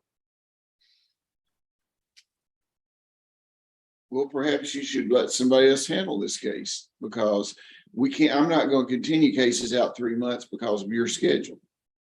I mean, I just can't do that. July the 15th in Monroe, Your Honor, would that work? Or Mr. Locke? That way we'd have time to get him the stuff and he'd have time to review it. Well, it looks like July 20th is the Monroe County. Oh, did I give you the wrong date? It's July the 20th. Oh, okay. How about Clinton County on July 13th? I can make July 20th work, Your Honor, if that's July acceptable. 13th. How about July 13th? I'm in trial in Warren Circuit Court, Your Honor. 12, 13, and 14. I've got a 3-day trial. Okay, we'll see you in Monroe County on the 20th, and I'll depend upon the two of y'all to get everything ready so you can have it. What is the negotiation day in July, Mr. Stockton? Well, we've not said it yet, but I can tell you it would be, the Monroe one would be July the 2nd if you wanted to. July the 7th. What would the Cumberland County one be? It probably wouldn't be until after the Monroe motion day. It'd probably be the 21st of July. So the 7th of July, we'd be meeting in Monroe. Okay, well, I'll set the 7th of July for a negotiation date on this case in Monroe County, and the 20th of July for your next court appearance. Yes, sir. And on July 20th, will that be at 9 a.m., Your Honor? Or as soon thereafter as counsel may be heard. And on, yes, sir. On the negotiation day, would you say it was on the 7th? That's correct, Your Honor. 7th at 9 a.m. 9 a.m. July the 9th. The 7th. July the 7th at 9 a.m. July the 7th at 9 a.m. And then July the 20th at 9 a.m. Okay, thank you very much.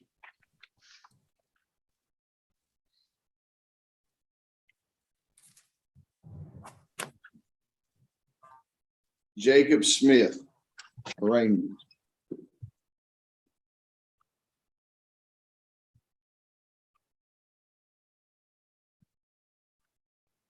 Commonwealth versus Jacob Smith.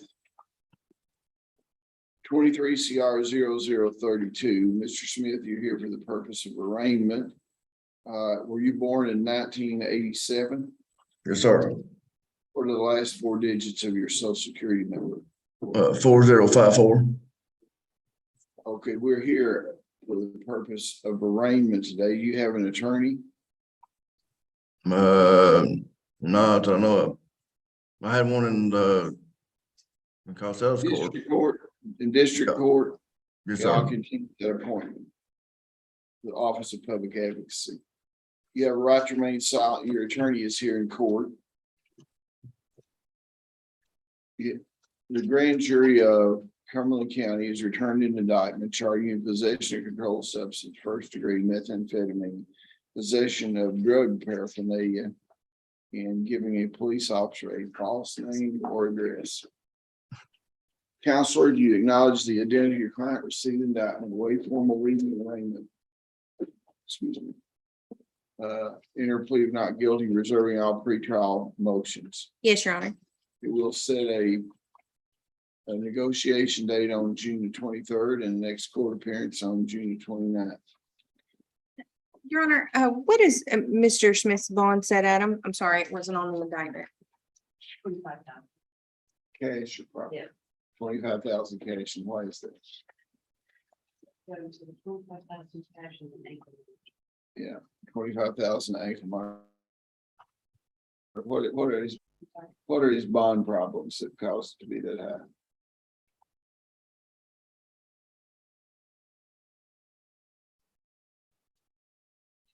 He's a moderate 5, moderate 8, but other than that, I couldn't tell you, sir. Your Honor, I didn't represent him in district court, but I'm just looking at it being a possession charge. I know normally they're not set. 5 and 8 are some reason, I don't, when can you find out what the problem is? I wouldn't know how. Well, somebody's scheduling this at 5 or 8. What's the information they base Well, I that? can tell you why it's. Yeah, that's what I'm asking. Yeah, well, because I'm hard. But there's some reason because he's an 8, but I'm just asking what the 8 is.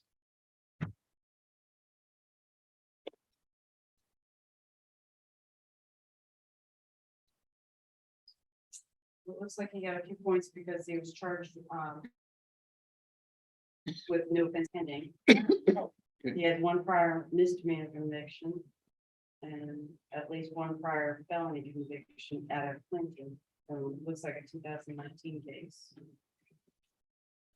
His failure to appear in the past 2 years out of Clinton. And 1 out of Clinton for over 2 years. What was the FTA over in Clinton, you know?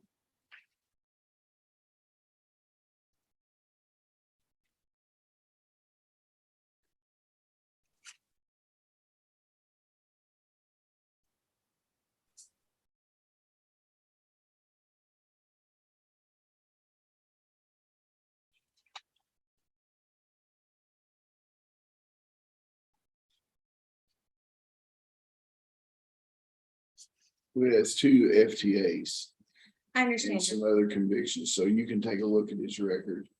And you can get a hold of Mr. Stockton. Mr. Stockton, are you still on the line? Yes, Your Honor. So I've set those dates. Y'all can take a look at that. Okay. Wendell Stearns for arraignment. Wendell Stearns.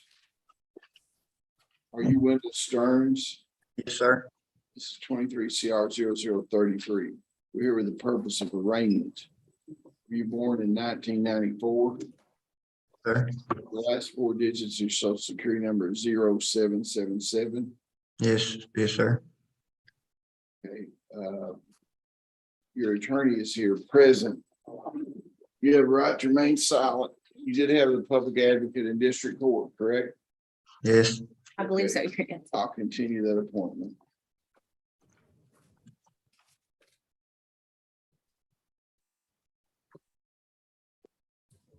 The grand jury of Cumberland County has returned an indictment charging possession of controlled substance first degree, methamphetamine, endangering welfare of minor, 2 counts, possession of controlled substance in second degree, possession of drug paraphernalia,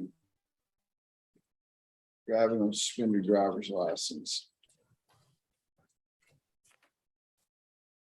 and failure to use a seatbelt. Counselor, you acknowledge the identity of your client, receipt indictment, wait formal reading and arraignment, enter plea not guilty, reserving all pretrial motions. Yes, Your Honor. Set this on a negotiation date for June the 23rd, and the next court date for pretrial conference is 29th.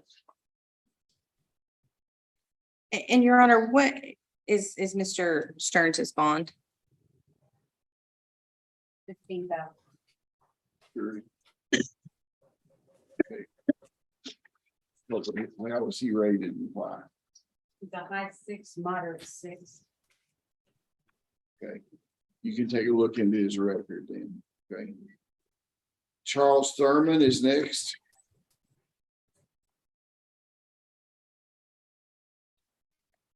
Charles Thurman.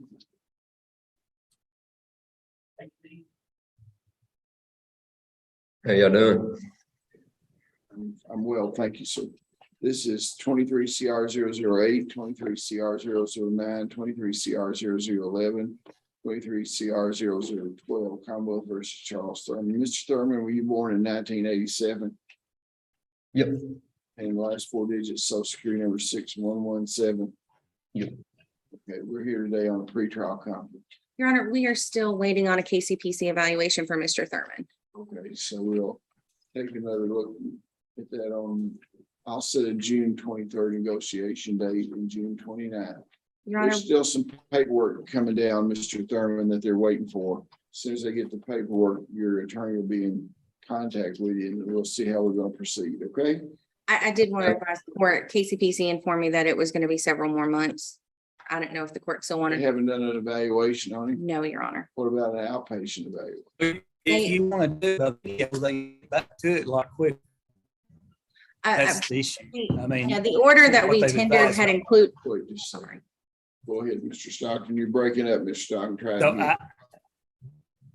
my understanding is if we tender an order that includes video, they can do it quicker. So Ms. Costello, are you saying that's the order that's been tendered? I thought the order included either in person or over Zoom. My understanding from when I spoke to KCPC, they said unless the order specifically says not to do Zoom, then they will attempt that. But if we need to be more specific in the language of the order, I'm happy to do that. And We'll tender review that matter and see, because I think we can get him in a little quicker. I'll try to help you on that. Okay, thank you very Ready much. to be placed. Thank you, Mr. Thank you. Thank you. Yeah, Christopher Toole. Christopher Toole. Commonwealth versus Christopher Toole. 21 CR 0083. Mr. Toole, you born in 1978. You born in 1978, Mr. Toole. Yes. Last 4 digits, social security number 5822. Yes. Okay. Probation revocation. What do you have, Mr. Stockton? Your Honor, he has a 3-year sentence on possession of controlled substance. He has 2 positive methamphetamine tests. Ms. Clooney and I have spoken, and we think if the court wants to allow him to participate in the drug court, we'll recommend that. If not, we'll ask that he be revoked.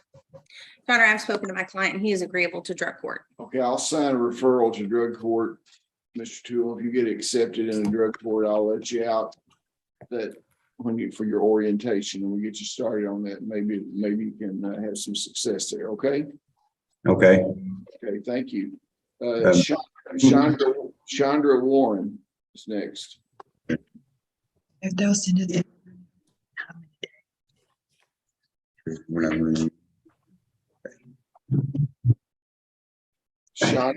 Chandra Warren for arraignment.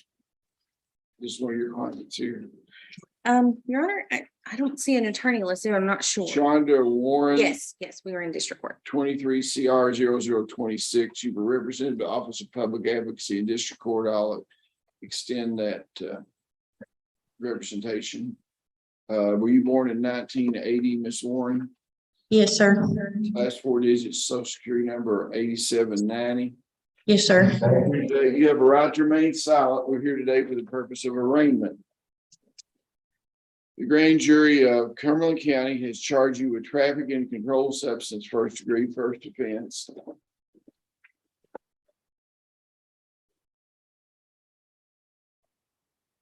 Counselor, do you acknowledge the identity of your client?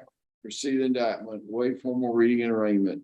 Enter plea of not guilty, reserving all pretrial motions. Yes, Your Honor. What kind of bond is Miss Chandra Warren Mender? Right now you have her as a 15,000 shirt. You haven't got anybody that can make a $15,000 surety. It doesn't cost them anything. They just come and sign for it. All I have is vehicles, and I think they said they wanted like land for proof of that. Yeah, do you have any relatives, or do you live in Kentucky, or where do you live? I live in Gamel, Kentucky, but I don't have no land. I just have vehicles.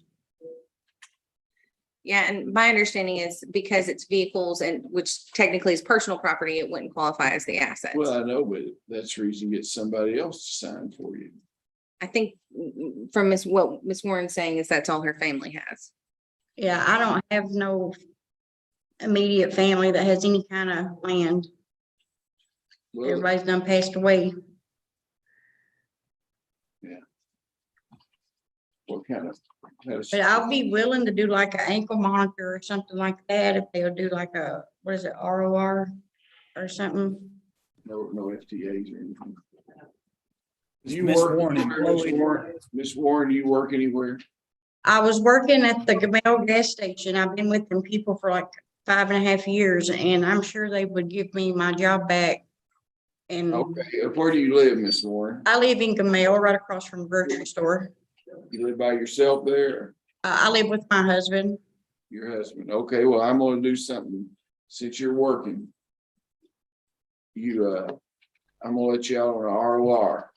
Okay, sign your own bond, but you stay at your home, work, church, or the doctor, okay? All right, well, my work's right next to my home, so I wouldn't have, and the grocery store's across the road.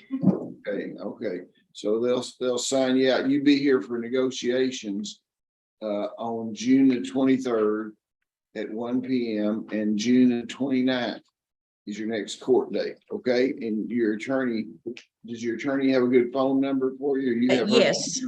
Okay, well, she'll be in contact with you, okay?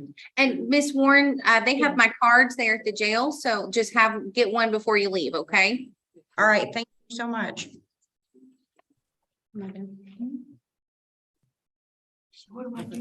Okay, Carol White. Sentencing. Access the one we need. Carol White. Yeah, make it. You can tell she is from Gamaliel because that's how she says it, Gamel, and that's the other local lady to say it in. I've always wondered how that Commonwealth actually. of Kentucky versus Carol White, 21 CR 00132. Are you Carol White? Yes, sir. Were you born in 1972? Yes, sir. Last four digits of social security number is 0768. Yes, sir. You're here today for sentencing. Have you had an opportunity to review the pre-sentence investigation report done by probation and parole? Yes, sir. It's substantially correct. Yes, sir. Is there any reason this lady should not be sentenced today, Counselor? Your Honor, we would ask the court to consider probating Miss White. Her diversion was revoked last month, and it was revoked in part because of use of controlled substance. She was being supervised in Tennessee. Tennessee, as their way of helping her with that, gave her an online class. And then she had new charges there. When we were here in court, we did indicate that those charges in Tennessee have been resolved for misdemeanors, and that is reflected in the PSI. So we did want that to verify to the court. I've spoken to Mr. Stockton, and what we would ask is that she remain in custody until she can go to a long-term treatment facility in Kentucky. Mr. Stockton, what's your position on that? You know, I think Tennessee, the state of Tennessee's had a cavalier attitude regarding her probation and her treatment. And if the court wants to do that, that's fine. I'm almost of a mind to probate her, and as long as she stays out of the state of Kentucky, make it unsupervised. That's how upset I am with upset with the Tennessee's probation department. But I'll do whatever the court wants to I just kind of, it bothers me that the state of Kentucky is going to have to pay for her long-term rehab and she's a resident of the state of Tennessee. Yeah. And nothing against you, Miss White. Thank you. I understand. Ms. White, you don't have to say anything here. Your client, but if with your attorney's permission, I'd like to ask you about if I probate you and send you back down to Tennessee. You think you live in Clay County? Yes, sir. You think I'm gonna be picking that line of newspaper up down there and seeing you've died of a drug overdose or something? No, because if I go live with my brother used to be a jail administrator himself. Yeah. He's like 6'3". I don't think I'd be doing drugs in his house. Yeah, well, there are a lot of 6'3" people that do drugs too. No, sir. I He will just tell you. he was it's a been jail my- administrator. It's been my experience that people that are around this stuff don't get off of it very easily. Well, my brother is, he was a jail administrator. He used to run a Well, jail. I understand that. I'm talking about you. Your Oh, I Honor, don't plan on going around the same people. Nobody plans on it. Your Honor, her brother had called me and said that he was going to help her get into a treatment facility in Tennessee. I just didn't know that the court would agree to Well, one being in I'm Tennessee. gonna give you a crack at it. I'm just gonna probate you, tell you stay out of the state of Kentucky. They can transfer it and see if Tennessee will accept you with your word that you're gonna get a treatment down there. Yes, sir. I've been trying to get in treatment since January. Well, okay. We're gonna give you a shot. When can you talk to her? You got somebody, when they gonna come pick you up? I can call my brother quick as I get out of here. He can come pick you up on Tuesday. What time? Okay. Early as possible, 8 a.m. 8 a.m. on Tuesday morning. He's up there. There's gonna be papers. He's gonna take you over to probation and parole. Okay, thank you. You get an interview with him. All right. Sign a waiver. We'll have a waiver of extradition form that we'll send back up there. Are you willing to waive extradition here in open court, right? That you'll come Yes. back without a fight if we need you. Okay. Yes, No problem. Okay, good luck to you. thank you. Sinister, 3 years probated. For five. Waive the court cost. Thank you, Your Honor. Okay, now, let's go back up. I believe we got Raymond Oliver.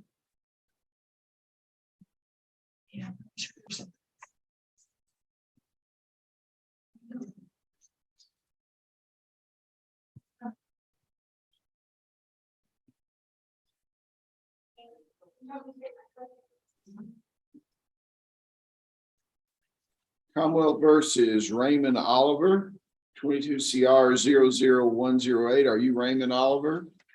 Yes, sir. You born in 1969? Yes, sir. Last four digits, your social security number are 1975. Is that correct? Yes, sir. We're here on a pretrial conference. What do you have? Your Honor, in Mr. Oliver's case, we also received the child advocacy interviews last week, had some difficulty getting them to play. I've got it fixed now, but I need to review those with Mr. Oliver. He has roughly 100 counts, Your Honor, so I would. You're gonna be able to see Mr. Oliver with this new information in a few Yes. days. It will schedule a negotiation on June 23rd, and the next court date is June the 29th. She's got new information that she needs to review with you personally, Mr. Oliver. Yes. Of a private nature. You understand that? It's what we discussed yesterday, Mr. Oliver. Okay, thank you very much.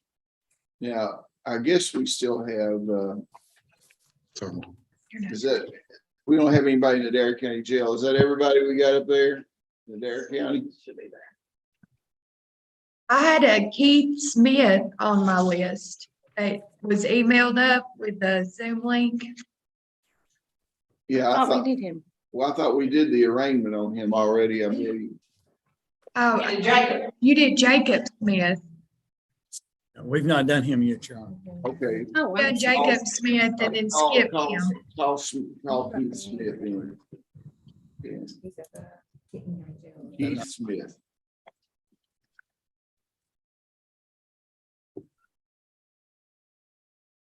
Are you Keith Smith? Yes, sir. Okay, this is 23 CR 0024. Keith, were you born in 1963? Yes. last 4 digits social security number 8253. Yes, sir. You're here for the purpose of arraignment. You have a right to remain silent. Your attorney is here present in court. You were represented by public advocacy in district court. We're going to continue. You're charged with possession of a handgun by a convicted felon, possession of controlled substance in the first degree, operating a motor vehicle under the influence, and possession of drug paraphernalia. You understand those charges? Yes, sir. Okay. Counselor, do you acknowledge the identity of your client received the indictment, waive formal reading and arraignment, enter a not guilty plea, reserving all pretrial motions. Yes, Your Honor. Okay, we're on June the 23rd for negotiation and June the 29th for the next court appearance, okay? Your Honor, what is his bond set at? What's the bond set on that? 15,000 cash. Cash, because there's a weapon involved in it. Okay. Okay. Point noted. Thank you very much. That concluded the Dare County. Thank you all for your cooperation. Thank you. Okay. Okay, now let's go back. We have someone present here. Is that Miss White or was it Miss Willis? Yeah, I was looking on the wrong page. Miss Raven Willis. We're here for pretrial diversion revocation. You have that report here. The drug report. Miss Willis, we had you agreed to have a urine test that was conducted here and reviewed by appropriate personnel. It shows that you're positive for fentanyl, benzodiazepine, epinephrine, methamphetamine, morphine, amphetamine, and marijuana. You did miss a couple of things that you weren't. You don't have any heroin in you. Congratulations. But I asked you, if you could pass, and you lied to me. Your Honor, when she got downstairs, she did ask if she could come back up to apologize to the court before she even took the test. Here's, she's out on bond here. We got her up here on a revocation, which is an important day in her life. And she comes in with all these drugs in her system. Now, you've taken some of these drugs you've got in your system have taken inappropriately. Fentanyl and these other things, you'd be graveyard dead if you get a hold of them the wrong way. So I'm going to revoke your pretrial diversion and send you to jail today. And hopefully, when we deal with your sentencing over a pre-sentence investigation report, and you come back here on the 29th, and then we're going to try to deal with your life a little bit. How old are you? 31. Yeah, well, hope we got a long life in front of you, and maybe you can turn it around. But I'm not going to ask you to comment, but where you're going with this stuff's leading to a bad situation. It's not going to take you anywhere good. Okay, so she's in custody of the jail. Your Honor, we had discussed possibly a drug court referral with the. I'm too early on into this thing. I'll be glad that might be, we'll do that. I want to see the pre-sentence investigation where I don't know anything. Have nothing against this young lady, don't know her at all, but I want to take a look at her before we do that. And I'm not saying that'd be impossible at that time. So by the time while you're up there waiting and getting your body cleansed and everything like that, you just think about whether or not you're willing to maybe look at a drug court if that's a possibility. Okay. Okay. Thank you all very much. I do apologize. Yeah. Well, nobody says this is easy to get off that stuff. I've never said it for sure. Okay. Does that conclude the business for the morning? Thank you. Let's go off the record here. What's that? Thank you. Did you see this before? You're off. Are we off everyone?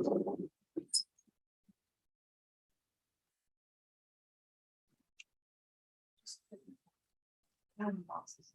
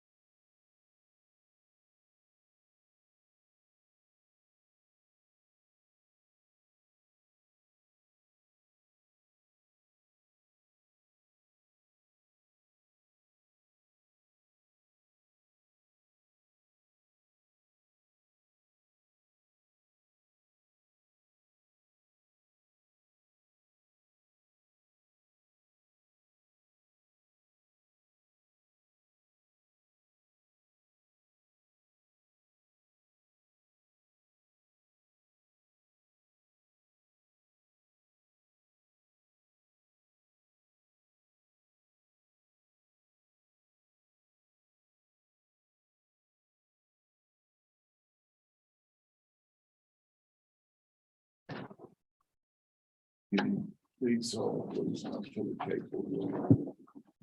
Everybody be seated, please. Thank you very much. Let's start the child support docket. Thank you, Judge. Low, Get several reviews to set, I think. severe versus severe. August 23rd, please. Yes, sir. We can do it once. Here you go. I'll sign it, him up here. Is it August, Judge, for the exchange to the 31st? Yeah, 31st. Do I need to change these dates on these? I'll just make those changes.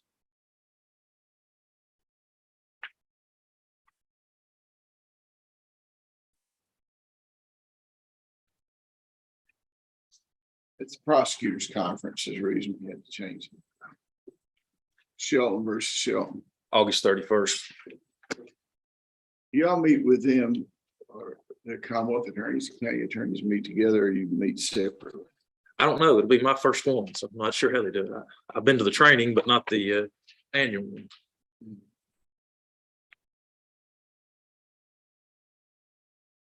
Anderson versus Walker. August 31st.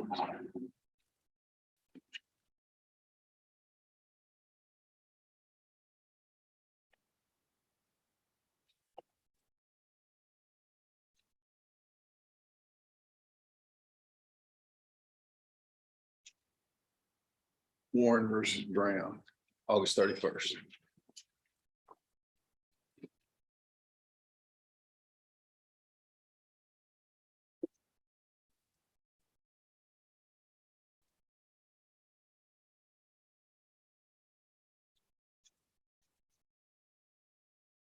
Sides versus Cowgill. August 31st, please, Judge.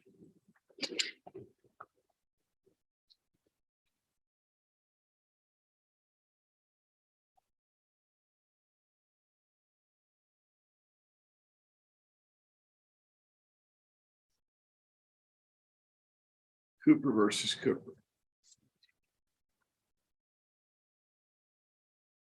Judge, August 31st. I'll need to tender an order if I can on that one. There's a mistake on this order. Hill versus Haywood. I have two orders on that, Judge. One is for review on August 31st. The second order I'll tender is an agreed order on DNA testing that he's requested. We'll provide.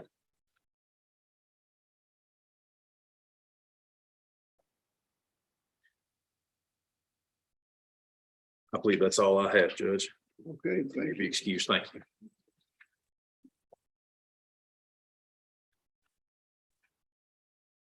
For the 115 civil docket.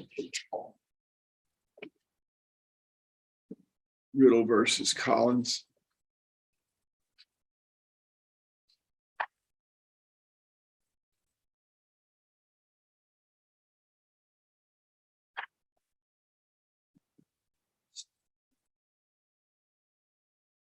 Good afternoon. Hello. Ms. Capps is on this. I just saw her a minute ago. Would you like? Okay, we'll pass over this. She's got a dare circuit for 1 o'clock hearing. Vetter versus Vetter. Here she is. Let's go back. This is Riddle versus Collins.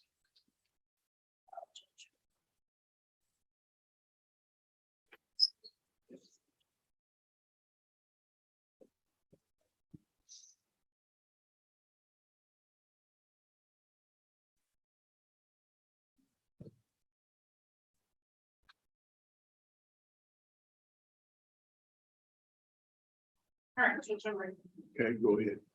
Judge, this is our motion to amend custody and visitation. I read it, yeah. So we're asking for a hearing date on this. Okay. Judge, in response to that, I think the last time we were here on a motion that was based on essentially the same facts, the court advised unless there was a substantial change in circumstances for us not to come back before the court. I know what Mr. Hendricks has argued, but things are no different than they were when we were doing. Well, that's what we're gonna have the hearing about, is whether there's substantial change. Yes, I sir. think, I really don't see limitations on the number of times. How long have you been on this case? Approximately 2 years. I think it was shortly after the last court order. So Time flies, you know. it does. We've had multiple other lawyers have been involved in this. But I don't see limitation under the law where you can continue to file motions. You know, but it would appear to me that something needs to have changed since the last motion. Well, We're not Judge- gonna go relitigate this whole thing, so let's look at the last date we had. Excuse me, I've interrupted you. Go ahead. No, sir. I thought you were done. We do think that there's been a substantial change previously. Due to the statutory framework, we were limited to just simply asking for a change in the visitation. However, since it's been more than 2 years since the last custody order, we do believe that the grounds to seek a change in custody are expanded after that 2-year period. So we think that given her extended sobriety, her extended You can stability. take proof on all that. Judge, before we get to that point, I would argue that if they're arguing for a change of custody, then their motion's not properly before the court because the statute requires multiple affidavits.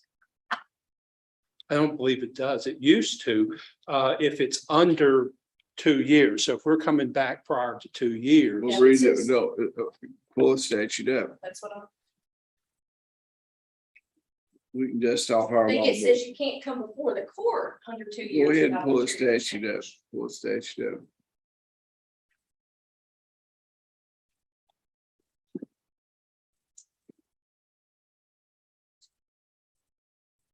Modification of custody. It's correct. KRS 403-340. Okay. And it says no motion to modify custody decree under subsection 2 shall be made earlier than 2 years after its date unless the court permits it on the basis of affidavits, plural. Judge, that's correct. If we bring a motion to amend custody sooner than 2 years after the entry of the prior custody order, I do agree with Ms. Capps. We have to bring more than one affidavit. This is And I not think sooner than, you're saying this is not sooner than 2 years. that's correct. We're well past the 2-year mark at this point. So I think the verification by itself is sufficient and the grounds for which we can bring it are significantly expanded as opposed to when we're bringing it sooner. What do you have to say about And that? Judge, I still think that the multiple affidavits standard applies. Read the statutes again. No motion to modify custody decree shall be made earlier than 2 years after its date unless the court permits it to be made on the basis of affidavits. There is no reason to believe that the child's present environment. Okay, well, you go back to the beginning. It says no sooner than 2 years. This is not sooner than 2 years. But- This is after 2 years. But when you look on down further, the subsections in the statute, Judge, it doesn't say anything else about there not being a requirement of any of other affidavits. Well, I don't think So there's I any doubt that that addresses sooner than 2 years. But we'll just have a hearing on it and then you can argue that in a brief. I'm gonna direct that this be sent to the commissioner for hearing. Y'all can just contact the commissioner. And he'll get you a hearing on modification since the last order was entered. The evidence will be since the last order. And I will obviously take into consideration all the evidence that we heard before that. So, okay, May I be heard on one point, Your Honor? sure. Your Honor, this court has repeatedly entered an admonition that no one, no party is to discuss any of the factors surrounding this with the child. Toward that end, I am guardian ad litem for the child, request permission from the court to be able to discuss with the child his feelings, his perceptions of this case. Well, I don't think there's anything to keep you from doing that. You know, Okay. I mean, we're talking about the parties primarily. As guardian ad litem, I think you're almost required to. discuss Yes, sir. that, So there's no problem with that. But I wanted permission of the court. I didn't want There's no to. problem with that. All right. Thank you, Your Honor. Okay, is there anything else on this? Not for us. Okay, thank you. Thank you. Vetter versus vetter.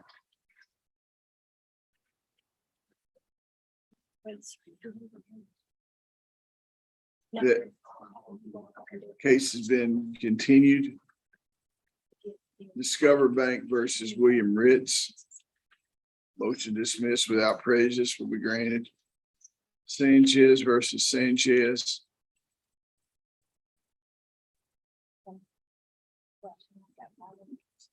Motion for default judgment decree. We'll take that under advisement. Center versus Collins, motion for temporary joint custody. Your Honor. Hello. Jamie, on behalf of Jason Center. I believe Ms. Capps is on this one. Yes, Judge. Again, let me grab my file. Judge, I feel like I've been in front of you before, but I don't think it was in this court. I feel like it was, are you in another county as well? I have two other counties. I have Monroe County and Clinton County. And I do special judgeships on occasion. Where are you from? Pulaski. Sir. Yeah, you might have been involved. I did do a few things in Pulaski and Laurel and Knox and someplace in there.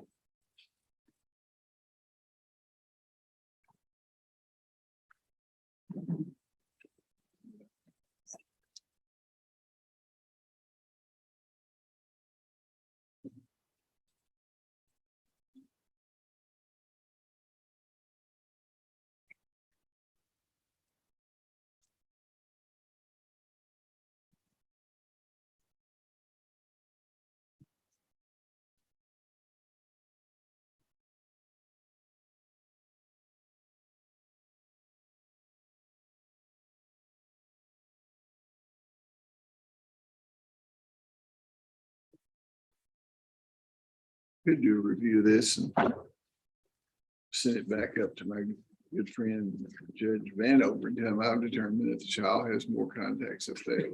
That's fine with us too, Judge. Send it back and forth. Okay, what we got going on here is, Judge, this is a motion for temporary custody and to enter a parenting conduct order. The parties, my client saw the child every weekend overnight until about Christmas of 2022. So last year, they didn't have a relationship. They continued to be intimate with each other. She would stay overnight every other weekend. It was kind of a routine, right? Since that relationship ended, my client is only allowed 4 or 5 hours every other weekend to see this child. He's not really allowed to, he's not really informed of doctor's appointments. Were they married? They were not married, Your Honor. Okay, and this has been a paternity? There has not been, but I believe she's acknowledged. Well, I mean, that, But we would still ask for the paternity test just so that there aren't any issues where you have to come back and relitigate all this again. She already filed, she filed a response admitting to paternity as well. you done that? We did file a response for that, but just for the expediency to be sure that we don't come back on this. It's a judge, it's a pleading before the court. I mean, are they wanting to amend their? I'm not anywhere near going the other way on it. I'm just thinking for a second, you know, it's, how old is the child now? The child will be 5 in August. Okay, well, what's the deal on visitation? And Judge, just so that the court is aware, my client has been the one that would take this child for visitations with Mr. Center. He has never had this child without her present. He's never It's a done little anything. boy, or little girl? Little boy. Little boy, 5 years old. Yes. Okay, well, what do you suggest as far as reintegrating this gentleman into the child's life and get some Well, visitation? Judge, that's the thing. My client has always wanted more time, but he's been at her whim. I mean, he's. I'm like not a- talking to you right now. I'll Yes. get you an opportunity. You Sure. come up here where I can hear you. I'll get back. I'll give you plenty of time. Thank you, sir. Okay. Scoot over to the left a little bit. We And just got Judge, one podium down here. I'm not trying to name it all. Right. I Down here in the apologize. country, we just got one. we'll behave ourselves on it. Okay, go ahead. But essentially is that we don't have a problem with setting up some kind of structured visitation if he wants to come but we have concerns that I've spoken to Mr. Deaton about his ability to have this child unsupervised. And again, we have a child that's almost 5 years old and he's just filed his petition in March of this year. He's never tried to come before the court to establish. Well, I don't want to be argumentative. I want, we can take proof on all this, or we can try to talk it out and reach an accord on it. So is there anything, any particular activity or conduct on this gentleman's part that you're gonna try to prove that thinks that a 5-year-old is pretty self-sufficient usually? Yes, Judge, there is. Okay. Okay. Well, are you prepared for a hearing today? I am, Your Honor. Okay, you prepared for a hearing? today? Judge, I'm not prepared for hearing today. I didn't get home last night till 9 o'clock and as you know, I've been here with you most of today. Well, you haven't been with me, you've been here. but- I've been in court. Yeah, okay. Well, Judge, this has been a lingering issue. You know, I filed this motion for temporary custody in Pulaski County, then it got kicked here. So we've known about this for a while. Yes, Judge, but I'm entitled to present witnesses I understand. besides my client. And I understand that. And we don't have any. So you evidence want that to we're gonna schedule a put hearing is what you forward. want. I would like to have a hearing today. I Well, mean, we're not gonna have a hearing today because we just got it back down here, but I want to give everybody plenty of opportunity to call all the witnesses that they want. I would schedule this with the commissioner. With the DRC. Okay. You can get in front of him quicker than you can me. So what we'll have to do is call the Lord's office and schedule. a Plus, you date. don't have to drive as far as it's Albany. there we go. Hang on, take Save that. 30 Yeah, minutes. I don't have objection as to. We don't, and we just, you said we schedule with Norman. Yeah, I'll do a Okay. conference call with you and Okay. him both and get us a date. How far is he usually schedule those out? I just set one the other day and it was in the middle of July. Well, try to see if you can get him to ooch it up a little quicker than that. That you don't Yeah, that's the anticipate a that's the long thing. hearing. I'm actually leaving. I'm moving to Cincinnati in the next few months. So. Well, Need to get it. then I won't worry about whether I make you happy or not if you're deserting our area. Well, Why do you want to leave the state of Kentucky to go to Cincinnati? I used to live there. I'm from Somerset. You, so it's I'm kind of- just. Well, it's always the sunny side of Cincinnati, with Boone, Kenton, and Campbell County. That's what we're gonna be in the sunny There you side. go. So you're not moving to Cincinnati, you're moving to northern. They all claim Cincinnati though. You're Well, within not 100 my miles. friends that live up there. They all are proud of No, Kentucky, none of the honest Boone, people. Kenton, and Campbell County. I love, I've spent a lot of time up there. I had one of my cousins grew up in Fort Thomas. Okay, yeah, that's where we want to be. We actually we put in an offer on the house. We got it and then it didn't. That pass old inspection. Ford area there, they actually lived there. His dad worked for, it was my uncle by marriage, worked for the VA up there. So it was there. You can't unfortunately buy a cardboard box for under $1 million. It's unbelievable. It's kind of And sad. downtown Covington looks great too now, all those Yeah. places. Yeah, I they've stayed done a at lot the of stuff. Aloft up there in Newport. Yeah, I used to work for Judge Weesty. He's a family court judge up in Campbell County for Yeah. a law school. Good guy. Yeah. Okay, well, Judge. we all scheduled something to get out. Now, is there any kind of, between now and then, is there any way to increase any kind of super, can you reach any kind of? That's what I was gonna ask if I could have just a few minutes to go back and Yeah, talk to I'd Mr. like Heaton to and my get him client. access till then with some kind of supervised, but some family member that can be there if you have doubts. I'm not saying there is reason to do that. I'll wait before you come back. Okay.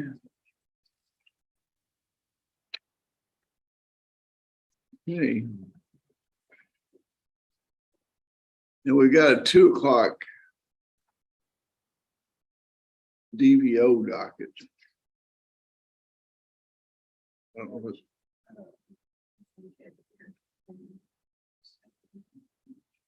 She was the face for this. Shoot, what? She was the face for this. Give me on your super. I'm talking about the DVO. DVO docket. Yeah. There's 2 on.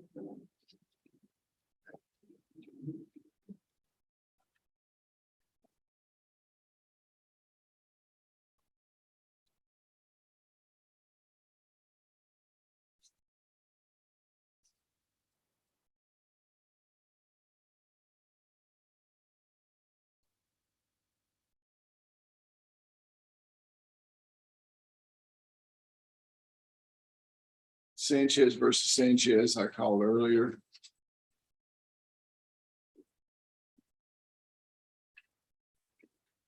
He called Mr. and putting the eviction. Evidently, you're estranged. How do you say his name? Rennie, Rennie? RENE. Yeah, Rennie. Look like Renee, and these days you never know, Right. so I'm saying. Rennie evidently called the clerk's office yesterday and said he had no objection, so I'll Okay. look at it as far as forming, we'll probably sign it today, okay? Okay, Thank great. you very much. That's it. You're excused. Well, thank you. You live here in Cumberland County? Yes, Dan? I do. Okay, well, my staff lawyer will look over it and see if it meets all the criteria. If it's not, we'll contact you directly, okay? Okay, thank you so much. Thank you.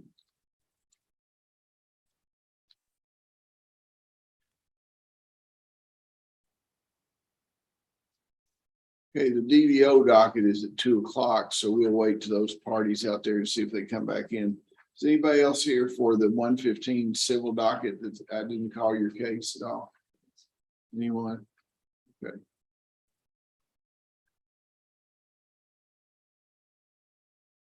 Okay, we'll go off the record then from me.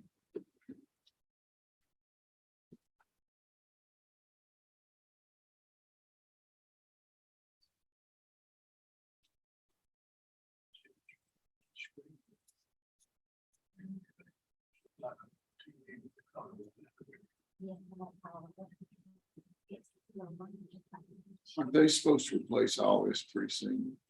They call me that they were